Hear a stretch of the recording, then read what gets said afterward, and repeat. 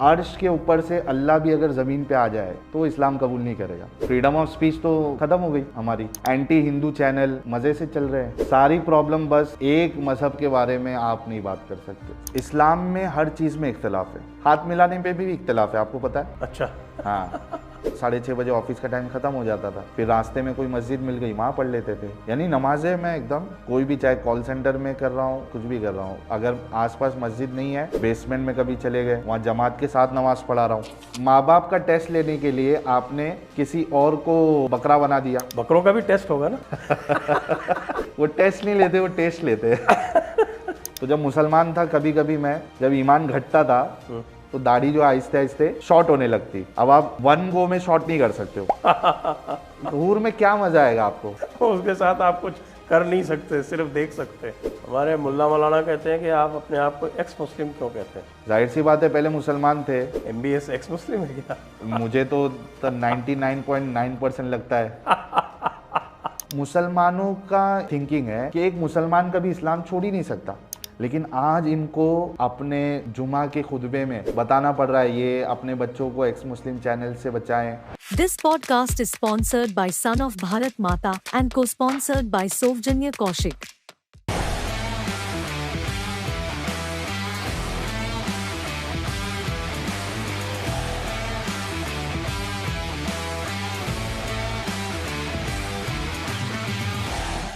My honor to be here, and thank you very much. Let me have the pleasure of shaking you by the hand, as a Brit would say. नमस्ते। TJD podcast के इस नए संस्करण में आप सभी का स्वागत है। और आज हमारे साथ हैं the one and only ex Muslim Sahil. Sahil, आपका स्वागत है। आप बहुत बहुत शुक्रिया। इस पॉडकास्ट को कैसे आरंभ करना चाहेंगे? पहली बात तो ये है कि तो बहुत अच्छा लग रहा है कि हम रूबरू बैठकर डिस्कशन कर रहे हैं। अब तक हमारी जितनी भी डिस्कशन हुई है वो ऑनलाइन हुई है, तो I am really happy about this. जैसे आप मुनासिब समझे, आप सवाल जो है वो फेंकते जाइए और हम उसको लेते जाएंगे। मुझे लगता है कि वो जो आपने एक अजान ईजाद की थी, जी जी, वो उससे आरंभ करें तो बड़ा अच्छा रहेगा। असल में बीच में एक मुद्दा उठा था, अरशद मदनी साहब, जिन्होंने एक सभा में ये कह दिया था कि ओम ही अल्लाह है और मनु जो है वही आदम है, हज़रत आदम। तो वो बहुत मुद्दा गरमाया था। तो मैंने कहा जब ओम ही अल्लाह है तो क्यों ना एक अजान जो है वो अल्लाह की जगह पे ओम को रख कर दी जाए। तो मैंने एक अजान बनाई और काफ़ी वायरल हुई वो, और लोगों को पसंद भी आई। असल में मैं मस्जिदों में अजान देता था। अच्छा।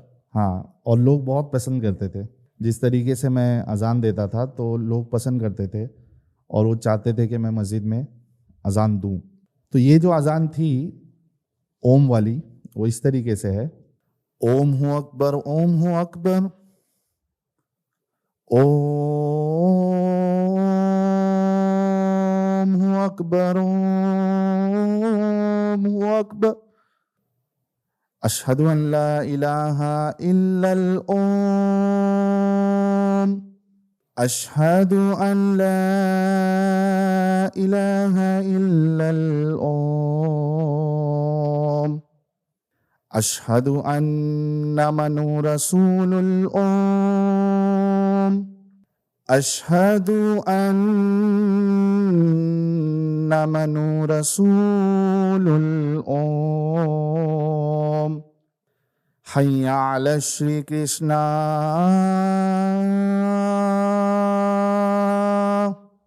हय्या अला श्री कृष्णा,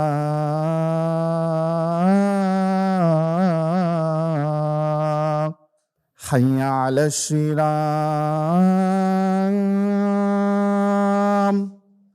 हय्या अला श्री राम,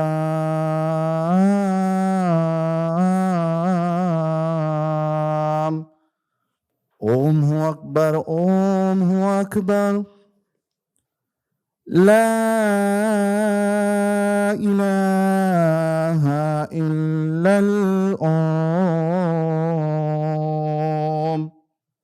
जी अगर इसका तर्जमा जरा थोड़ा करके बताइए जरा दर्शकों को, जिससे वो जो है वो थोड़ा सा मोटिवेट कर सके जी। अपने आसपास रहने वाले मोमिनों को कि भाई आगे से ये सेक्युलर अजान दिया करो। हम तो अच्छा, जब मैंने ये अजान दी थी, अच्छा एक बात और हुई इसमें जी, कि ये अजान देने के बाद में वो मुद्दा गायब हो गया बिल्कुल सिरे से, जड़ से। अरशद मदनी और उनके जितने भी चेले थे उन्होंने बिल्कुल चुप्पी साध ली। जब मैंने ये अजान दी थी मेरे चैनल पर और इसको हमने अलग से लगाया था, तो लोगों ने बहुत पसंद किया। नॉन मोमिन जो थे वो बहुत खुश हुए कि भाई ऐसी अजान से हमें कोई प्रॉब्लम नहीं, और मदनी साहब को भी नहीं होना चाहिए, क्योंकि अल्लाह ही ओम है, ओम ही अल्लाह है, तो क्या मसला है। और इससे बड़ा सेक्युलरिज्म क्या होगा, इससे बड़ी जो गंगा जमुनी तहजीब का हवाला दिया जाता है, इससे बढ़कर क्या होगा कि आप अपनी मस्जिदों में जो स्पीकर पे आप 5 टाइम अजान देते हो बोंगे में, ये चला दीजिए, कभी कोई ना लड़ाई होगी ना झगड़ा होगा। तो लोगों ने बहुत कमेंट्स किए, पसंद किया कि भाई हम चाहते हैं कि हर जगह पे इसी तरीके की अजान हो। अच्छा, इसका अगर हम मतलब देखें तो वो ये है, अच्छा मैंने ये जो वो जो स्टाइल है उसमें मैंने डाला, हो सकता है कि वो अरबी से मैच ना हो, बट लगभग सही हो जाता है। भाई जो नॉन मोमिन है उसको तो बिल्कुल वैसी ही लग रही है। हाँ। तो ओम हु अकबर का मतलब है कि ओम ही सबसे बड़े है, ओम ही सबसे बड़े। क्या ओम हु अकबर, उसके बाद अशहदु अन ला इलाहा इल्लल ओम, मैं गवाही देता हूं कि ओम ही इबादत के लायक है, या ओम के सिवा कोई इबादत के लायक नहीं, मैं गवाही देता हूं। ये 2 बार है। उसके बाद है अशहदु अन्ना मनु रसूलुल ओम, मैं गवाही देता हूं कि मनु ये ओम के रसूल है, मैसेंजर है। तो ये 2 बार हो गया। हैया अला श्री कृष्णा, आओ श्री कृष्णा की तरफ। अच्छा 2 बार ये है। फिर हैया श्री राम, फिर हैया अला श्री राम, आओ श्री राम जी की तरफ। फिर अल्लाह ओम हु अकबर, ओम सबसे बड़े हैं, ओम सबसे बड़े हैं। ला इलाहा इल्लल ओम, कोई पूजनीय के लायक नहीं सिवाय ओम के। ये जबरदस्त सेक्युलर अजान है, बहुत खूब। तो गवर्नमेंट ऑफ इंडिया को चाहिए कि वो सारे जितने, या न्यूज़ चैनल में जितने मुल्ला मौलवी आके ये सेक्युलरिज्म की बात करते हैं, गंगा जमुनी तहजीब की बात करते हैं, तो उनको बोलिए कि अपने अपने मस्जिदों में ये भेजे सर्कुलर और लगा दे। तो उसके बाद आपको कोई फतवा जारी नहीं हुआ? नहीं, फिलहाल तो फतवा जारी नहीं हुआ है। तो इसका मतलब वो एक्सेप्ट कर रहे हैं। तो प्रॉब्लम अगर फतवा जारी करना है तो फिर अरशद मदनी का हाँ, मेरे ऊपर क्यों करना है भाई? मैंने तो उनकी बात पर ये निकाला है, तो मुझसे प्रॉब्लम नहीं होना चाहिए। आप जाके, जब ये लाइव डिस्कशन में चला था तो कई मोमिन आए, उन्होंने कहा कि आप गलत कर रहे हैं। तो मैंने कहा मुझको मत कहिए कि मैं गलत कर रहा हूँ, आप जाके पहले अरशद मदनी साहब को बोलिए कि आपने गलत किया, आपने शिर्क किया, आप दायरे इस्लाम से खारिज हुए, आप उनको बोलिए, मैं अपनी अजान वापस ले लूंगा। तो पहले वहां बोलिए, उसके बाद मेरे पास आइए। ये दोगलापन नहीं चलेगा कि आप वहां पे उनको सही, उनका खंडन नहीं कर रहे आप, और मैं जब इस तरीके की अजान निकाल रहा हूं तो आपको प्रॉब्लम हो रही है। तो आप का जो ये मूवमेंट चल रहा है, एक्स मुस्लिम मूवमेंट, उसमें आप कितने सफल अपने आप को मानते हैं अभी तक? ये जब हमने चैनल स्टार्ट किया था तो तभी 1-2 एक्स मुस्लिम पैरेलली उनका भी चैनल चल रहा था, और जब मैं आया था और मैंने चैनल स्टार्ट किया तो बिल्कुल 20-30 लोग, जब मैंने लाइव स्टार्ट किया था, जब इंडिविजुअल वीडियोस मैंने डाले थे तो उस पर काफ़ी अच्छा रिस्पांस आया मुझे। उसके बाद फिर मैंने लाइव स्ट्रीम स्टार्ट की, क्योंकि मेरा जो बुनियादी मकसद ये था कि मोमिनों के साथ मुझे डिस्कशन करना है। एक होता है वन साइड, मैं अपनी सिर्फ बात रख रहा हूँ, उसमें एक इंसान कुछ भी बोल सकता है, लेकिन मेरा ये मकसद था कि वैसा मैं नहीं करूँ, बल्कि जो भी चीज़ मैं कहूँ उसके साथ साथ जो मोमिन हजरात है उनको मौका मिले वो मुझे गलत साबित करे। तो ये मेरी चाहत पहले से थी और यही एम था मेरा। तो कुछ स्टैंड अलोन वीडियोस बनाने के बाद फिर मैंने लाइव स्ट्रीम जब स्टार्ट की तो 30-40 लोग देखना स्टार्ट किए। 30-40 लोग, केवल 30-40-50। उसके बाद फिर वो, अच्छा मैंने एक चीज़ रखी थी, पॉलिसी रखी थी मेरे चैनल पे कि मैं सिर्फ मुस्लिमों से ही बात करूँगा, नॉन मोमिनों से मैं बात नहीं करूँगा, उनको इस्लाम के बारे में सवाल उठाने इस चैनल पे नहीं दूंगा। तो ये जो कॉन्सेप्ट था मेरा कि सिर्फ मुस्लिमों से बात करना है, ये लोगों को काफ़ी पसंद आया। ऑडियंस जो होती है उनको देखना होता है कि भाई ये जब सवाल कर रहा है इस्लाम पे टेक्स्ट बता के, तो जो उसके मानने वाले हैं उनके पास क्या आंसर है। तो ये कॉन्सेप्ट बहुत अच्छा लगा। और फिर दूसरी मेरी ये चीज़ थी कि मैं अपना जो भी एतराज़ है वो रिस्पेक्टफुली रखूँगा, ईजी अंडरस्टैंडिंग, मतलब एकदम आसान लैंग्वेज में, और रिस्पेक्टफुली रखूँगा। तो मैंने वो स्टार्ट किया। वो जो फर्स्ट लाइव स्ट्रीम हुई उसमें मोमिन आए और उसमें बहुत अच्छा डिस्कशन चला। फिर लोगों को वो पसंद आने लगा काफ़ी डिस्कशंस। तो होते होते वो 50 से फिर 100 होने लगे, फिर 200, लाइव व्यूअरशिप की बात कर रहा हूँ मैं, 300 होने लगे, 400 होने लगे। फिर मेरे साथ जो है वो पैनलिस्ट जो है वो भी अच्छे अच्छे पैनलिस्ट आने लगे। सचवाला जी आए, उसके बाद 5-6 महीने में एडम सीकर आए मेरे साथ। तो जो कॉम्बिनेशन हमारा बना तो वो लोगों को और अच्छा लगने लगा। तो वो 600, 700, फिर जब 500 हुआ था तो बहुत खुश हो गया था मैं, यार 500 लाइव व्यूअर्स, इतनी खुशी मिली थी तभी कि 500 लाइव व्यूअर्स। फिर करते करते 600, 700, 800, और जब 1000 हुआ तो खुशी का ठिकाना ही नहीं। क्योंकि बड़े से बड़े जो न्यूज़ चैनल्स होते हैं वो भी जब लाइव उनका होता है तो व्यूअरशिप इतनी नहीं होती है, बहुत से लोगों के 50, 60, 100 या 200। तो मेरे लिए 1000 व्यूअरशिप ये बहुत बड़ी बात थी। उसके बाद फिर मेरी आइडेंटिटी लीक हुई। मुफ्ती फजल हमदर्द, हाँ, फजल हमदर्द साहब जो है उन्होंने धमकियां देना शुरू की मुझे कि आप एडम सीकर को हटा दो।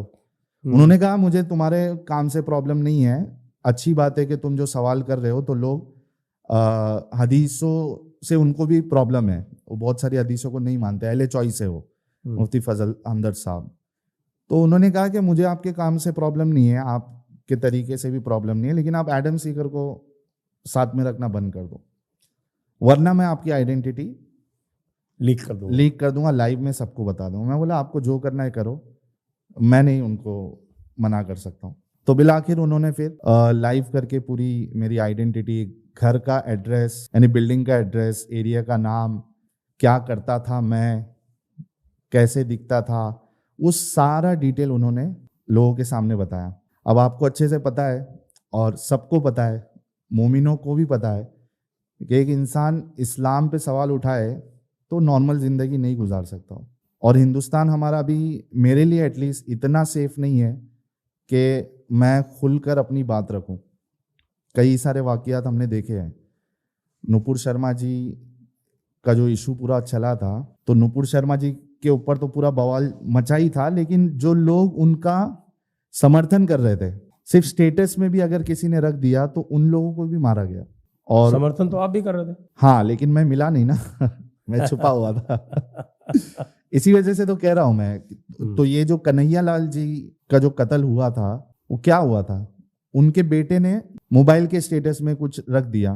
तो मोमिन जो सरफिरे होते हैं इनमें से, जो खास करके बरेलवी हजरात हिंदुस्तान में, टेररिस्ट जो ऑर्गेनाइजेशंस होती है उसमें आपको ज़्यादातर वहाबी माइंडसेट के लोग मिलेंगे।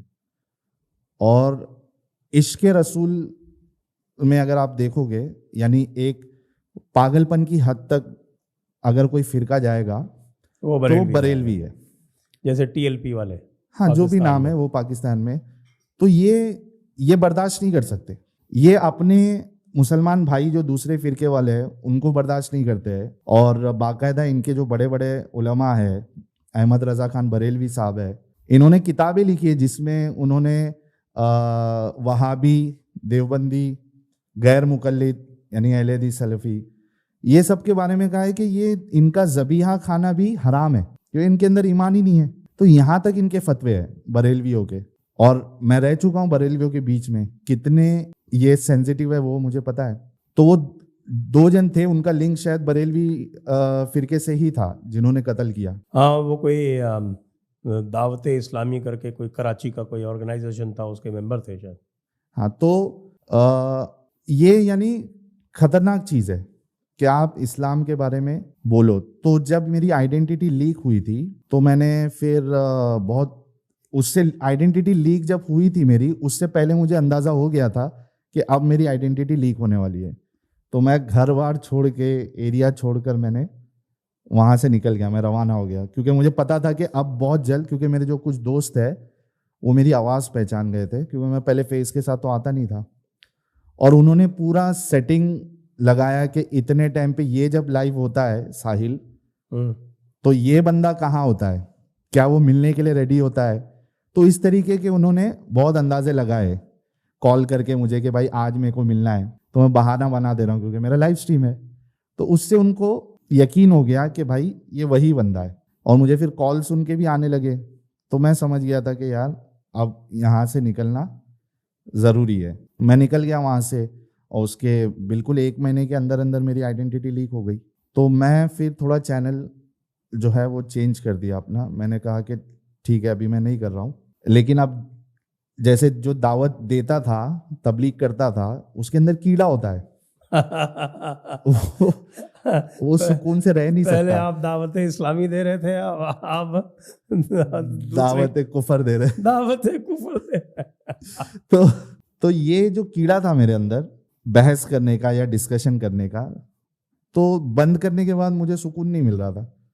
तो मैं कभी कोई आलिम को कॉल कर रहा हूँ, कोई बंगाली बाबा को कॉल कर रहा हूँ कि भाई ये इस्लाम में है, तो सुकून नहीं मिल रहा था। फिर मैंने री एंट्री की, और फिर इंडिया टीवी से मुझे इनविटेशन आया कि आप आइए डिस्कशन करते हैं। वहाँ भी गया, तो हमारी बात व्यूअरशिप पे चल रही थी। तो तब तक मेरी व्यूअरशिप 1500-1600 हो गई थी, इसके आइडेंटिटी रिवील होने से पहले ही एकदम बहुत अच्छे से चल रहा था। फिर इंडिया टीवी में आया मैं, और वो डिस्कशन करोड़ों लोगों ने देखा, यूट्यूब में करोड़ों लोगों ने देखा, लाइव में करोड़ों लोगों ने देखा। उसके बाद चैनल को बूस्ट मिला, मुझे काफ़ी तेज़ी से सब्सक्राइबर बढ़ने लगे, और मैं उसी फॉर्मेट पे कायम था कि मोमिन वाली स्ट्रीम में नॉन मोमिन को हम बिल्कुल नहीं लेंगे। तो अब व्यूअरशिप जो है वो 1800, 2000, 2200, 2500, 2700, 3000, 4000, 5000 लाइव व्यूअरशिप की बात कर रहा हूं मैं, 6000, और वो भी आपकी 8-8 घंटे चलती है। 8-8 घंटे। तो जब हम शुरू करते हैं तो ये जो अभी का एवरेज 6000 का है, 5 या 6000 का रहते ही है। तो जब हम स्टार्ट करते हैं तो 1 घंटा लगता है यहाँ तक पहुँचने के लिए, 6000। फिर ये 6000 जो है 6 या 7, 8, 10 मैक्सिमम लाइव व्यूअरशिप मेरी 13,000 लाइव व्यूअर्स, 13,000। तो ये फिर सुबह होते होते तक आराम से 4000, और फिर 7-8 घंटे के बाद कम होते होते 3000 तक, या 2900-2700 लोग पूरे 8 घंटा देखते हैं, मतलब मोस्ट ऑफ देम। तो मैं समझता हूँ कि कोई भी चैनल उसको इतनी कामयाबी नहीं मिली जितना मुझे मिली। ये एक पर्सपेक्टिव दे रहा हूँ, लेकिन अभी भी हमारी जो रीच है, कितने इंडिया का पॉपुलेशन 150 करोड़ है लगभग, 140-142 तो है ही। उसमें हमारे मोमिन हजरात कितने हैं? उससे मोमिन 25,000 हजरात, सॉरी मोमिन हजरात 25-30 करोड़ तो होंगे। नहीं, इतने नहीं है। 17 करोड़ थे 2011 में, और मोमिन हजरात बढ़ा के बताते हैं हमेशा, आप भी जानते हो आप तो उनमें रहे हुए, आप जानते हो।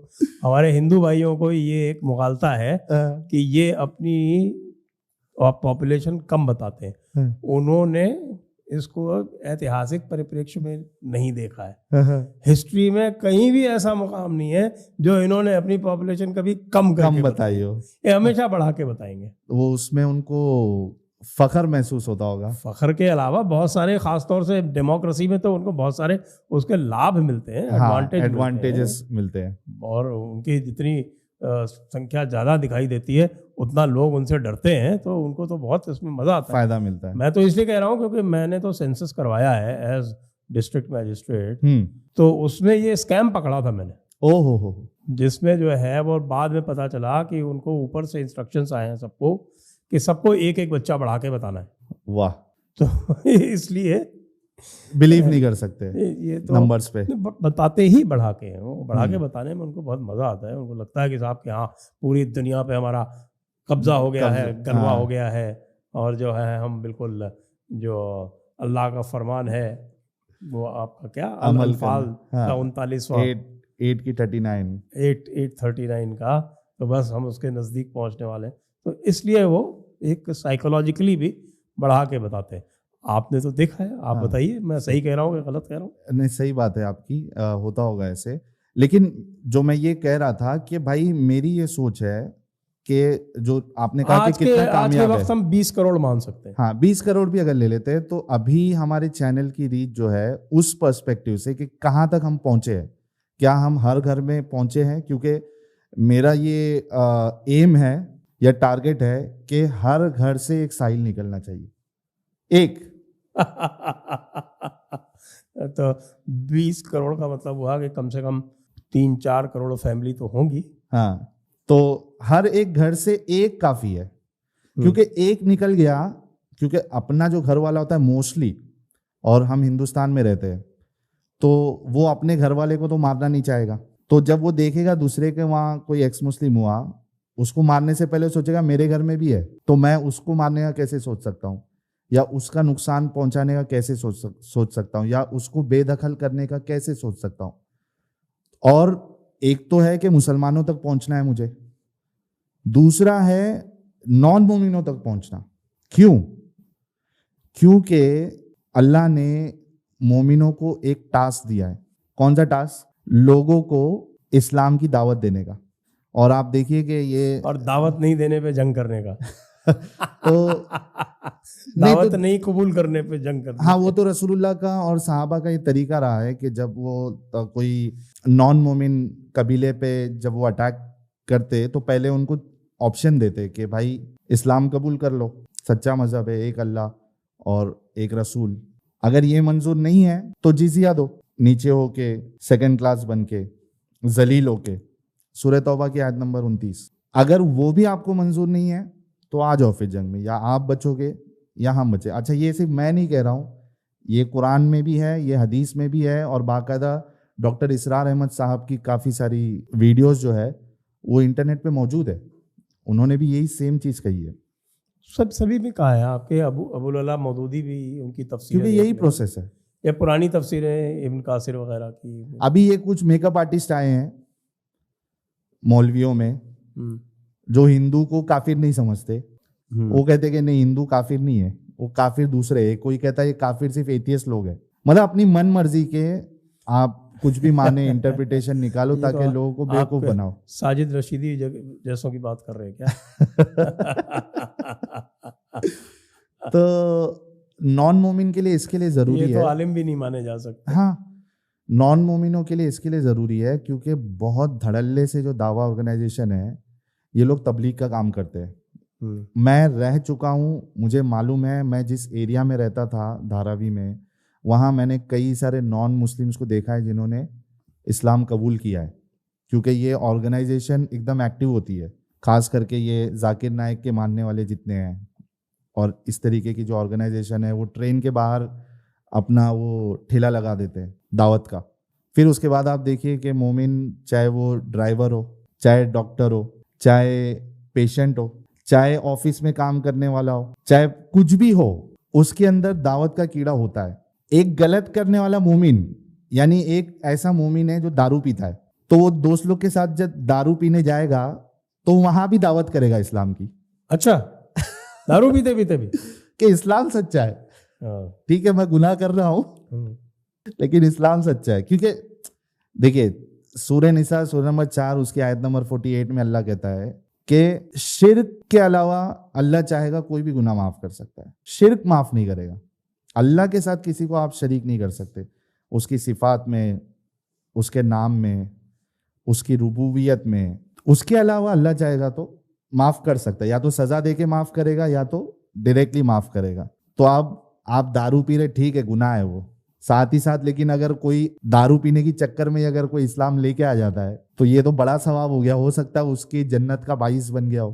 तो ये जो कीड़ा है ये बहुत तेजी से फैलता है दावत देने का, और इसमें जो नॉन मोमिन है, हिंदूज है, जिनको अपनी किताबों का, अपनी फिलॉसफी का पता नहीं होता है, तो ये इनके कुछ सवालात होते हैं, जैसा मैं भी करता था, तो वो क्या करते हैं, वो चीज़ें उनको सामने डाउट्स लेके आते रहते हैं। फिर इस्लाम में क्या क्या मेकअप आर्टिस्ट अच्छाई है वो उनको बताएंगे, तो कई सारे लोग कन्वर्ट हो जाते हैं। तो मैं ये चाहता हूँ कि मेरा टारगेट सिर्फ मुस्लिम नहीं है, मुस्लिम तक भी जानी चाहिए मेरी बातें और नॉन मुस्लिम तक भी जानी चाहिए, क्योंकि मैं दावे के साथ कह सकता हूँ कि अगर नॉन मोमिन जो है वो हमारे चैनल को देख ले, हमारी वीडियोस को देख ले, उसके बाद अर्श के ऊपर से अल्लाह भी अगर ज़मीन पे आ जाए तो इस्लाम कबूल नहीं करेगा, क्योंकि उसको हकीकत पता चल जाएगी। लेकिन अगर एक इंसान को ऑलरेडी दावत दी गई है, उसका माइंड वॉश किया गया, ब्रेन वॉश, फिर उसके बाद आप उसको अगर समझाने जाओगे तो बहुत मुश्किल होता है कि वो समझेगा। उसको लगेगा कि ये प्रोपेगेंडा कर रहा है, ये नफरत फैला रहा है। तो वैक्सीनेशन जो है आप पहले क्यों देते हो? ताकि वायरस आप पे इफेक्ट ना करे, इम्यूनिटी डेवलप हो जाए। तो ये मैं चाहता हूँ कि उस लिहाज से हम अभी भी पीछे है। बाकी चैनल बहुत अच्छा ग्रो हो रहा है और लोग देख भी रहे हैं, लेकिन और आगे तक पहुँचना है। तो आपके चैनल को इंडिया में बैन कर दिया गया है, ऐसी बात आई है, इसके पीछे कौन है? कौन लोग आपसे ईर्ष्या रख रहे हैं? क्या आपके एक्स मुस्लिम मूवमेंट में ही आपस में दरारें हो गई हैं? असल में क्या होता है ना कि अभी प्रॉब्लम मेरे से प्रॉब्लम और मेरे जो साथी है, जो मेरे साथ में एक्टिविज्म करते हैं, तो सिर्फ मोमिनों को ही नहीं, कुछ नॉन मोमिनों को भी हमसे काफ़ी प्रॉब्लम हो रही है। पहले ऐसा होता था कि हमारी वीडियोस ब्लॉक होती थी, लेकिन पाकिस्तान में 2 साल के ऊपर हो गया है चैनल को। अभी ये 1 महीने से पहले तक सिर्फ एक ही ऐसी कंट्री थी जहाँ वीडियोस ब्लॉक हो रहे थे, वो पाकिस्तान था। इंडिविजुअल वीडियोस ब्लॉक हो रही थी और उसके बाद फिर गवर्नमेंट लेवल पे पूरा चैनल ब्लॉक हो गया उधर। तो वो हमको इतना कुछ फर्क नहीं पड़ रहा था, पाकिस्तान है, उससे क्या एक्सपेक्ट करेंगे आप कि वो इस्लाम की सच्चाई कोई बता रहा है और वो देखने देगा, उसको भी डर है। ऐसी मौलवी इनके नेशनल टेलीविजन पे वो 6-7 मौलवी बैठ के रो रहे धाए धाए। हाँ, वो आया था ना एक। अभी रमजान की बात है। हाँ, 4 लाख ऑफिशियल नंबर है जो रसूलुल्लाह की गुस्ताखी कर रहे हैं, एथियस्ट हो गए, मुर्तद हो गए, वो रोते बैठे बेचारे उधर। तो वो तो नहीं चाहेंगे कि ये नंबर्स बढ़े, तो वहां ब्लॉक हो रहा था, तो इतना कोई हमको मसला नहीं था, ना अजीब लग रहा था। लेकिन ये लास्ट 1 मंथ से एक वीडियोस मेरी इंडिया लोकेशन पे ब्लॉक होना स्टार्ट हुई। कभी गवर्नमेंट एंटिटी का हवाला दिया गया। यूट्यूब जो है वो बहुत जेनरिक ईमेल आपको भेजता है कि सिर्फ इतना लिखेगा कि ये गवर्नमेंट एंटिटी से आया, क्या है, क्या वजह है, वो सब कुछ नहीं बताता। तो एक वीडियो ब्लॉक होने लगी, government entity, court orders, 3-4 video में ब्लॉक की गई और उसमें लिखा गया कि कोर्ट ऑर्डर्स की वजह से। फिर अभी रिसेंटली 3-4 दिन पहले अचानक से मुझे सुबह ईमेल आता है कि लीगल कंप्लेंट है और आपका चैनल इंडिया से पूरा चैनल ही ब्लॉक हो गया। तो हमने ट्विटर ट्रेंड भी चलाया था और अभी अपील करना बाकी है यूट्यूब पे कि किस बेसिस पे किसने किया है। अब वो डिटेल्स निकालना पूरी बाकी है। अभी जैसा डिटेल्स आएंगे तो उस हिसाब से हम फिर यूट्यूब को भेजेंगे कि भाई सही है या गलत है, क्योंकि freedom of speech, freedom of expression, freedom of thoughts अब इंडिया में भी बंद हो जाएगा क्या? नहीं, मुझे लगता भी नहीं है कि ये जो आपने मुझे दिखाया था उसमें लीगल एंटिटी लिखा हुआ है, शायद वो गवर्नमेंट की तरफ से नहीं होना चाहिए, क्योंकि बहुत सारी लीगल एंटिटीज़ हैं यहाँ, तो जिसमें पुलिस जो है, हर थाना एक लीगल एंटिटी है। तो हर थाने में कोई जाके जो है, वहाँ भी तो बैठे हुए हैं इनके, सब जगह पे नहीं। और लेकिन कुछ वीडियोस जो है वो गवर्नमेंट एंटिटी के हवाले से भी बैन हुए ना, तो कौन सी गवर्नमेंट एंटिटी है जो यहाँ पे हमारी वीडियोस को ब्लॉक कर रही है? गवर्नमेंट एंटिटी तो एक ही है। देखिए, वो तो जो मिनिस्ट्री है इंफॉर्मेशन ब्रॉडकास्टिंग, उसका जो राइट है वो एक्सरसाइज करेगी, तो फिर वो गवर्नमेंट एंटिटी बोलेंगे। हाँ, तो बाकी तो फिर लीगल एंटिटी का मतलब तो पुलिस भी हो सकती है, कोई स्टेट गवर्नमेंट भी हो सकती है। नहीं, तो फिर गवर्नमेंट एंटिटी अगर आप कह रहे हैं कि ये है, तो भाई फिर वो क्यों ब्लॉक कर रही है, क्यों बैन कर रही है? तो फ्रीडम ऑफ स्पीच तो खत्म हो गई हमारी। और क्या ऐसा क्या कर दिया? Anti Hindu channel, anti Christian channel मज़े से चल रहे हैं, कोई उनका ना वीडियो बैन हो रहा है, ना चैनल बैन हुआ है, ना ब्लॉक हुआ है। सारी प्रॉब्लम बस एक मजहब के बारे में आप नहीं बात कर सकते। ये तो पूरी दुनिया में, आपको पता नहीं है, आपको अभी रिसेंटली डिस्क्लोज हुआ कि साहब की FBI को जो इस्लाम के बारे में ट्रेनिंग दी जाती थी, हाँ। वो रोक दी गई और ये कहा गया कि कोई भी इस्लाम के खिलाफ जो भी बात होगी कोई करेगा तो वो नॉन मुस्लिम नहीं कर सकता, और कोई मुस्लिम भी होगा उसको भी जब मुस्लिम ब्रदरहुड सर्टिफाई करेगी तब कर सकेगा। ये US का हाल है। और इस्लामोफोबिया जो है उन्होंने वो रिकॉग्नाइज कर लिया, यानी भाई क्रिश्चियन फोबिया नहीं किया, हिंदू फोबिया नहीं किया, जू फोबिया नहीं किया, इस्लामोफोबिया कर दिया। क्यों भाई, स्पेशल है क्या? यानी सारा अधिकार जो है वो दुनिया पे इस्लाम का ही है ना। गलबा, हाँ, गलबा उनका ही होना है। गलबा। अल्लाह ने भी कहा है कि पूरा का पूरा दीन अल्लाह का होना चाहिए, रसूलुल्लाह की भी यही चाहत थी, तो वो स्पेशल है। हम सब तो कीड़े मकोड़े से बदतर है। अल्लाह खुद कहता है जो मुशरिक है, जो काफिर है, जो अहले किताब में से है, वो शर्रुल बरिया है, worst of creature, worst of creatures है। तो उनका हक है ना कि वो रास चलाए अपनी, अगरचे कम भी हो तो अपनी मनवाए। तो ये वहां से आ रहा है और वो कर रहे, वो प्रॉब्लम नहीं है। प्रॉब्लम ये है कि इनकी बातों में अथॉरिटीज आती है, अपीजमेंट की चक्कर में हमेशा मार खाए हैं, वही चल रहा है। अपीजमेंट के चक्कर में तो पाकिस्तान बना। तो जो एक्स मुस्लिम मूवमेंट है उसमें भी कुछ दरारें दिख रही हैं। हाँ, देखिए क्या होता है ना कि दुनिया में कोई भी इंसान ऐसा नहीं होगा कि वो, यानी दो इंसान कि उसकी हर एक बात मैच हो, आइडियोलॉजी। आप मेरी हर बात से इत्तेफाक नहीं रख सकते। आप एक अलग मतलब इंसान हम हैं, लेकिन आपकी थिंकिंग, आपकी सोच, आपके पैरामीटर्स अलग होंगे, मेरे पैरामीटर्स अलग होंगे, कुछ पॉइंट्स कॉमन भी होंगे, कुछ में इख्तिलाफ भी होगा। तो दैट इज़ एब्सोल्युटली फाइन कि कोई जो एक्स मुस्लिम है उसको मेरी कोई बात पसंद नहीं आ रही, मेरा कोई तरीका पसंद नहीं आ रहा, सो दैट इज़ फाइन। मैंने हमेशा से कहा ये बात एक्स मुस्लिम्स के ताल्लुक से कि भाई आपने जिस एम के साथ चैनल को आपने ओपन किया है उस पे टिके रहो। आपने चैनल ओपन किया, लोगों ने आपको सब्सक्राइब किया, सपोर्ट किया, वो इसलिए कि आप इस्लाम की हकीकत लोगों को बताएं, ना कि इंटरनली क्या हो रहा है, मैं क्या कर रहा हूँ, दूसरा कोई क्या कर रहा है, उससे किसी को क्या लेना देना। आप इस्लाम पे बात करो। तो हुआ है कुछ, यानी थोड़ा बहुत प्रॉब्लम हुआ है, लेकिन मैं अभी भी यही सबको सजेस्ट करूँगा और मेरे ऊपर भी ये लागू होता है कि जो फोकस है हमारा उसको ना भूले, जो एम है उसको ना भूले। आप इस्लाम की हकीकत बताइए, लोग आपको सपोर्ट करेंगे, देखेंगे, क्योंकि ये आज की ज़रूरत है। तो देखते हैं, अगर समझ में आ जाए सबके तो अच्छी बात है, वरना जो मिशन लेके चले हैं उसमें ज़्यादा दिन फिर टिक नहीं पाएंगे।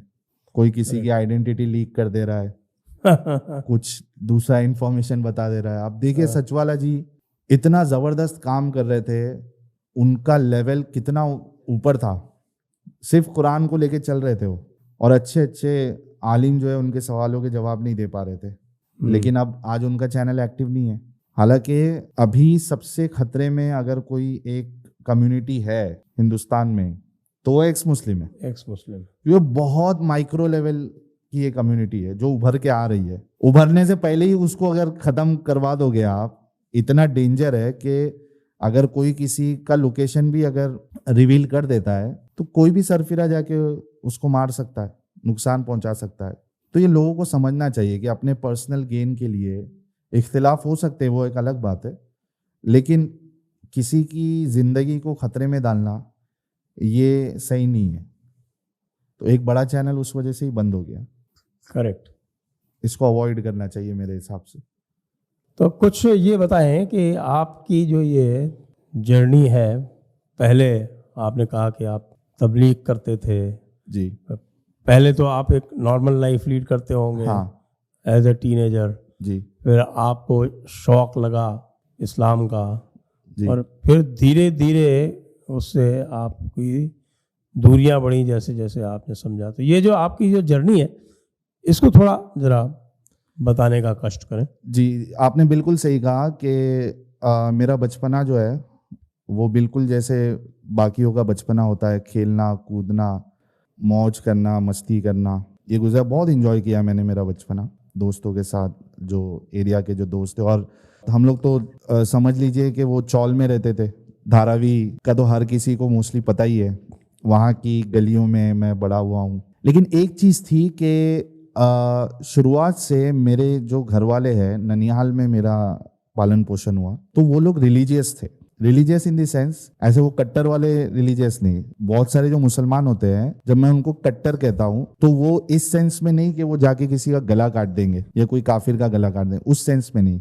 रिलीजियस या कट्टर इस सेंस में कि आपने 5 टाइम की नमाजें आपको पढ़नी है, वो आप मिस नहीं कर सकते हो। क्योंकि देखिए कि ग्राउंड लेवल पे हकीकत ये है, 90% के आसपास लोग, रफ आइडिया दे रहा हूं मैं, वो लोग 5 टाइम की नमाज नहीं पढ़ते। जो 5 टाइम की पढ़ते हैं उसमें भी कई सारे लोग फजर की नमाज नहीं पढ़ते, सुबह वाली भारी पड़ती है, तो उसमें बहुत से लोग पढ़ते ही नहीं। फिर बहुत से लोग वो जब जोहर की नमाज होती है नून वाली, तो उसमें वो कज़ा कर लेते हैं। तो अक्सरियत तो नमाज पढ़ती है। कज़ा क्या होती? यानी जो टाइम पे आपने पढ़ना था उसमें आपने नहीं पढ़ा, तो आप अभी जो टाइम निकलने के बाद अगर उसको पढ़ते हो तो आपने कज़ा कर दी, यानी वो वक्त पे नहीं पढ़ा, बाद में आप पढ़ रहे हो, उस पर भी गुनाह मिलेगा। तो अक्सरियत नहीं पढ़ती है नमाज, बहुत से लोग सिर्फ जुमा वाले होते हैं, 2 रकात पढ़ी कल्टी मस्जिद से। तो हमारा घर ऐसा नहीं था, हमारे घर में पकड़ होती थी कि नमाज पढ़ी या नहीं पढ़ी। तो आपके ननिहाल में और आपके घर में किस मसलक को फॉलो करते थे? मेरे घर पे असल में जो मेरी नानी थी वो थोड़ा सा मिक्स थी, यानी दरगाह इरगाह पे भी जाते थे। लेकिन उसके बाद फिर मेरे जो मामा है वो तबलीगी जमात से जब जुड़े और काफ़ी वक्त उन्होंने उसमें लगाया, तो फिर आहिस्ते आहिस्ते पूरा घर जो है वो चेंज हो गया, दरगाह इरगाह जाना बंद कर दिए और पूरा तबलीगी जमात जैसा सिस्टम फॉलो होने लगा। और मैं भी जमात में सिर्फ एक बार गया हूँ, क्योंकि मुझे पसंद ही नहीं आता था जमात में जाना, क्योंकि मेरे लिए ऐसा था कि मेरा घर सबसे बेस्ट, नमाज पढ़ना है, जो भी करना है घर पे पढ़ो। लेकिन तबलीगी जमात वाले इतने सरदर्द होते हैं कि हकीकत बता रहा हूँ, वही बता रहे हैं कि साहब कि उसको वो छोड़ते ही नहीं है। उसको तकलीफी जमात भी कहते हैं। बहुत तकलीफी है। उनको वाइट पुलिस कहा जाता है, मुसलमान जो है उनको वाइट पुलिस भी कहती है। White police? हाँ, वाइट पुलिस। मतलब वो कैसा है ना कि वो मोहल्ले में घूमते रहते हैं, उनमें से अक्सर आप देखो तो गंदा वाइट कलर का कुर्ता रहेगा। हकीकत बता रहा हूँ, कोई इनकार कर दे तबलीगी, अक्सर जो ज्यादा जमात विमात में घूमता है वो वाइट कलर का कुर्ता पहनता है। अब वो जाहिर सी बात है कि वो इसमें से अक्सर जो है वो कोई पॉश लोग तो नहीं होते, नॉर्मल लोग भी होते हैं, काम धंधा करना है तो कपड़े तो गंदे होंगे, तो गंदा वाइट कलर का आपको ज्यादातर कपड़ा मिलेगा तबलीगी जमात में। तो ये क्या है ना, ये अभी इनका लेकिन फिर भी बहुत कम हो गया है। जब से मोबाइल आया है तो लोग ज्यादातर मोबाइल में ही बयानात ये सब सुन लेते हैं, लेकिन वो टाइम ऐसा नहीं था। तो ये लोग गली गली जाके, एरिया में, रोड पे कहीं भी लोगों का अगर मजमा है तो वहाँ जाके लोग तबलीग अपनी स्टार्ट कर देते थे कि आप नमाज की तरफ आओ, नमाज पढ़ना ये जरूरी है। मुसलमानों में ही करते हैं कि हाँ, हिंदुओं में? तबलीगी जमात मोस्टली मुसलमानों में करती है। इनके एक आध आलिम है जो गैर मुस्लिमों में भी मेहनत करते हैं, लेकिन मोस्टली ये जो जमात है ये मुसलमानों में जो गए गुजरे लोग होते हैं, गए गुजरे इन द सेंस दारू पीने वाले, चरस गांजा, गलत काम कर रहे हैं, तो दरगाह जाने वाले? हाँ, दरगाह जाने वाले? दरगाह जाने वाले को भी पकड़ते हैं, लेकिन ये सीधा उनको ये कभी नहीं कहते कि आप दरगाह मत जाओ या दरगाह जाना गलत है। ये कभी इस तरीके से किसी को नहीं करते। वो मोस्टली आपको कहेंगे कि आपको नमाज पढ़नी है और अच्छा बनना है, इस तरीके की वो बात करके अट्रैक्ट करते हैं। फिर वो दरगाह जाने वाला भी होगा तो इनके साथ रह रह के फिर वो बंद कर देता है। तो ये लोग क्या करते हैं कि भाई देखा किसी को, टीनेजर को देखा, या फिर ये चरसी गर्दुल्ले, चोर चकार, ये लोग को मोस्टली पकड़ते हैं, फिर मस्जिद तक लेके आते हैं, फिर वहां पे उनको जमात में जाने के लिए उभारते हैं। तो मेरे को भी ऐसा बहुत उभारते थे, लेकिन मेरे को घर छोड़ के जाना या एरिया छोड़ के जाना पहले से पसंद नहीं था, तो मैं नहीं जाता था। लेकिन एक बार छुट्टी हुई थी तो घर वालों ने बहुत जबरदस्ती किया कि चलो चलो चलो, तो एक बार मैं 3 दिन की जमात में गया हूँ, उसके बाद गया नहीं। लेकिन तबलीगी जमात से मैं जुड़ा हुआ था, उनकी आइडियोलॉजी इनका तो से। 40 होता है ना? 3 दिन होता है, 40 दिन होता है, जिसको चिल्ला कहते हैं। चिल्ला? हाँ, और एक 4 महीना होता है। 4 महीना चला गया या चिल्ला चला गया तो वो जैसा गया है पैंट शर्ट पहन के, अब रिटर्न आएगा तो कुर्ता पैजामे में आ जाएगा। उसके बाद ऊपर वाली पॉकेट में एक मिसवाक, थोड़ा पॉकेट से बाहर मिसवाक दिखेगा, दाढ़ी उड़ी आ जाएगी, मूछे मिसवाक वो क्या बोलते हैं उसको, एक टूथब्रश, उसको मिसवाक मिसवाक को यार ये नीम की जैसी जो नीम की डंडी दातून। होती है, दातून दातून दातून, तो नीम की भी होती है, बेरी की भी होती है, तो मिसवाक आ जाएगा, सुन्नत है। और फिर दाढ़ी बढ़ जाएगी, मुच्छी गायब, अलग उसका पूरा तो चेहरा ये मूंछ गायब वाला जो है, हाँ ये सुन्नत जो है, ये मैं देखता हूँ कि ये जो देवबंदी हैं ये तो मुझको इसमें नहीं दिखाई पड़ते, लेकिन ये तबलीगी हैं, देवबंदी से निकले हैं, वो इस तरह से रखते हैं। बरेलवी में ज़्यादातर लोग मुझको इस तरह से दिखाई पड़ते हैं। तो इसमें क्या है, कौन मसलक जो है वो इसको फॉलो करती है? आपके जो हनबली हैं, जो अरब वाले हैं, उनमें से कोई इस तरह इसको फॉलो करता नहीं दिखता। असल में रसूलुल्लाह की एक हदीस है कि अपनी मूछों को कतरो और दाढ़ियों को छोड़ दो। अब असल में इस्लाम में हर चीज में इख्तिलाफ है, हाथ मिलाने पे भी इख्तिलाफ है, आपको पता है? अच्छा। हाँ जो मुकल्लिद होते हैं उनके नजदीक दोनों हाथ मिलाने का। ओहो। हाँ ऐसा। अच्छा। और जो वहाबी है, अहले हदीस है, गैर मुकल्लिद है, हाँ। उनके वहां पे एक हाथ मिलाना है, उस पे भी झगड़ा करते रहते हैं लोग, लड़ाई अच्छा, करते हैं। अच्छा। और काफिर से? काफिर से तो हाथ मिलाना ही नहीं है, क्योंकि भाई वो काफिर आपका दोस्त ही नहीं है। लेकिन चूंकि हिंदुस्तान में रहते हैं तो एक मल्टी कल्चर में आदमी दूसरे की बहुत सारी चीजें ले लेता है। ये मेरा ऑब्जर्वेशन है, मैं बता रहा हूँ, और मुझे इस बात में कोई वो नहीं है बताने में।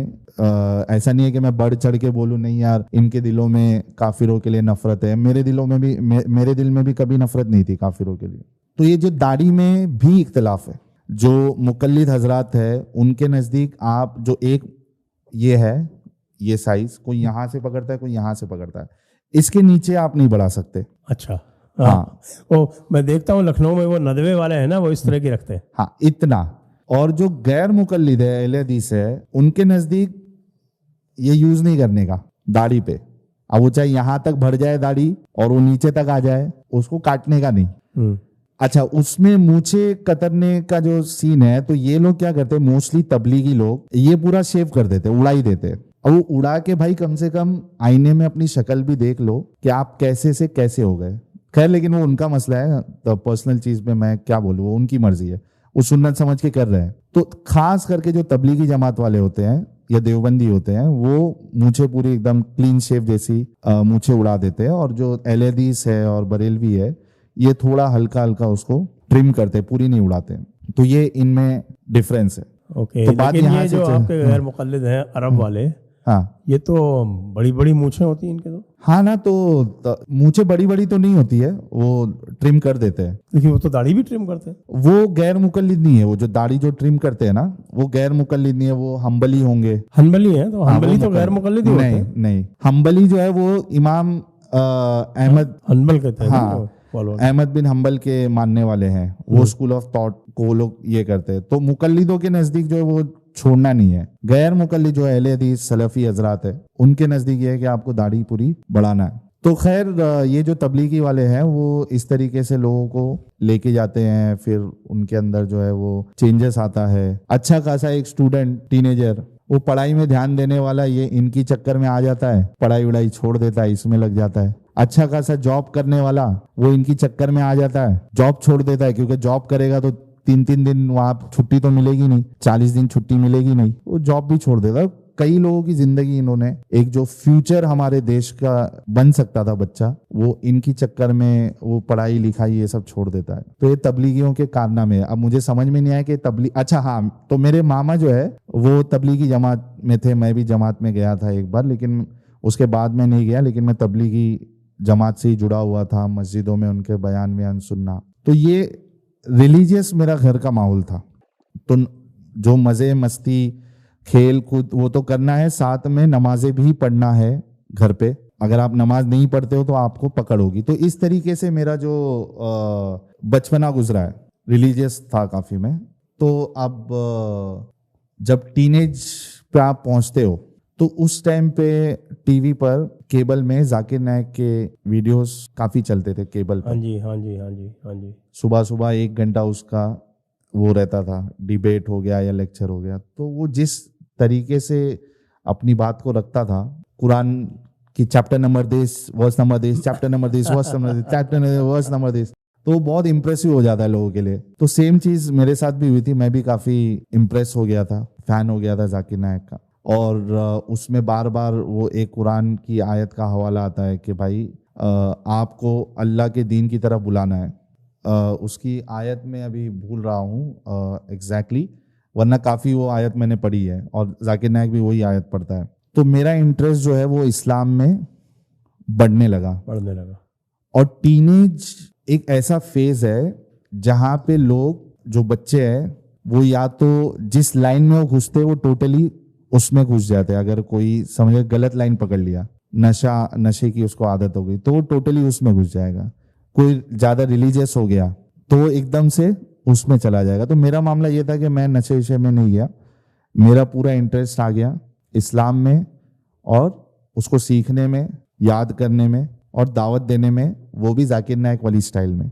तो टीनेज में मैं काफ़ी जाकिर नायक की वीडियोस देखता था। उसके बाद पहले तो तबलीगी था, तो कॉलेज में मेरा एक दोस्त था, वो शेख मिराज रब्बानी और शेख तौसीफुर रहमान, दोनों, एक तो पाकिस्तानी है जो सऊदी में और मिराज रब्बानी भी हिंदुस्तानी है लेकिन सऊदी में। तो ये लोग जो गैर मुकल्लिद वाला जो फ़िरका है अहले हदीस, ये लोग बढ़ चढ़ के इस चीज़ को लोगों के सामने पेश कर रहे थे कि ये जो मुकल्लिद है या देवबंदी है या बरेलवी है, ये इनके अकायद सही नहीं है, इनका बिलीफ सिस्टम सही नहीं है, इनका नमाज का तरीका सुन्नत वाला नहीं है, रसूल के तरीके पे नहीं है।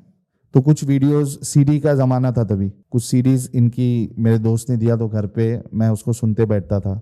जाकिर नायक भी अहले हदीस है? हाँ, लेकिन वो बोलता नहीं है, वो कहता है नहीं मैं मुस्लिम हूँ। तौर तरीके हैं उसको देख के तो साफ दिखता है कि ये जी गैर मुक़ल्लिद है। और उसका जो IRF है वहाँ पे भी जितने मोस्टली आलिम इल्म होते हैं वो सारे अहले हदीस ही होते हैं मोस्टली, लेकिन वो कहता नहीं था खुल के, क्योंकि एक से अगर एसोसिएट हो जाएगा तो बाकी लोग उसकी बात नहीं सुनेंगे। तो उसने ये तरीका अपनाया कि मुझे कोई टैग नहीं लेना है, मैं मोस्टली ये इस्लाम में लाने का काम करूंगा। और इसीलिए उसको सऊदी से बहुत लंबी फंडिंग मिलती थी। हाँ, आती होगी फंडिंग। अब उनका फिनेंशियल सिस्टम क्या है वो तो मुझे पता नहीं है, तो मैं उस पर कमेंट नहीं करना चाहूँगा। हाँ, लेकिन उनको फंडिंग काफ़ी आती है। तो मेरा रुझान जो है वो अब तबलीगी से हट के जाकिर नायक पे हो गया। जाकिर नायक और अहले हदीस पे हो गया। तो मैं अहले हदीस हो गया। जब अहले हदीस हुआ तो काफ़ी घर में प्रॉब्लम हुआ। घर वाले तबलीगी, क्योंकि बर्दाश्त नहीं करते लोग। एक फिरके वाला अगर इस्लाम छोड़ने की तो दूर की बात है, सिर्फ वो फिरके से भी निकल जाए तो भी बहुत मुश्किल हो जाती है लोगों के लिए। तो घर पे बहुत इशू हुआ कि भाई अच्छा खासा तबलीगी था, ये किन की चक्कर में फंस गया, इतने कट्टर है ये लोग, हर चीज को गलत बोल देते हैं। तो बरेलवियों ने तो ये कह रखा है कि अगर फिरका बदल लिया तो उनके साथ तो आपका निकाह खत्म हो जाएगा। हाँ। आप कलमा पढ़ना पड़ेगा, फिर से निकाह आपको करना पड़ेगा। बहुत सारे इनके बीच में जो इख्तिलाफ और शिद्दत पाई जाती है। तो मेरे अंदर भी काफी शिद्दत आ चुकी थी। नमाजें भी अलग होती हैं, सब तरीका अलग है। अब देखिए कि जो बरेलवी और देवबंदी है ये दोनों है मुकल्लिद। इमाम अबू हनीफा के मोस्टली इनके अंदर इमाम अबू हनीफा के मानने वाले, दोनों हनफी हैं, दोनों हनफी है। इमाम अबू हनीफा को मानने वाले, शाफई भी है जो बरेलवी है, लेकिन मेजॉरिटी में आपको हनफी मिलेंगे। अब इनके अंदर भी नमाजें अलग है। एक जो है वो अजान से पहले दरूद पढ़ रहा है, दूसरा बोल रहा है नहीं दरूद पढ़ना बिदअत है, साबित नहीं है।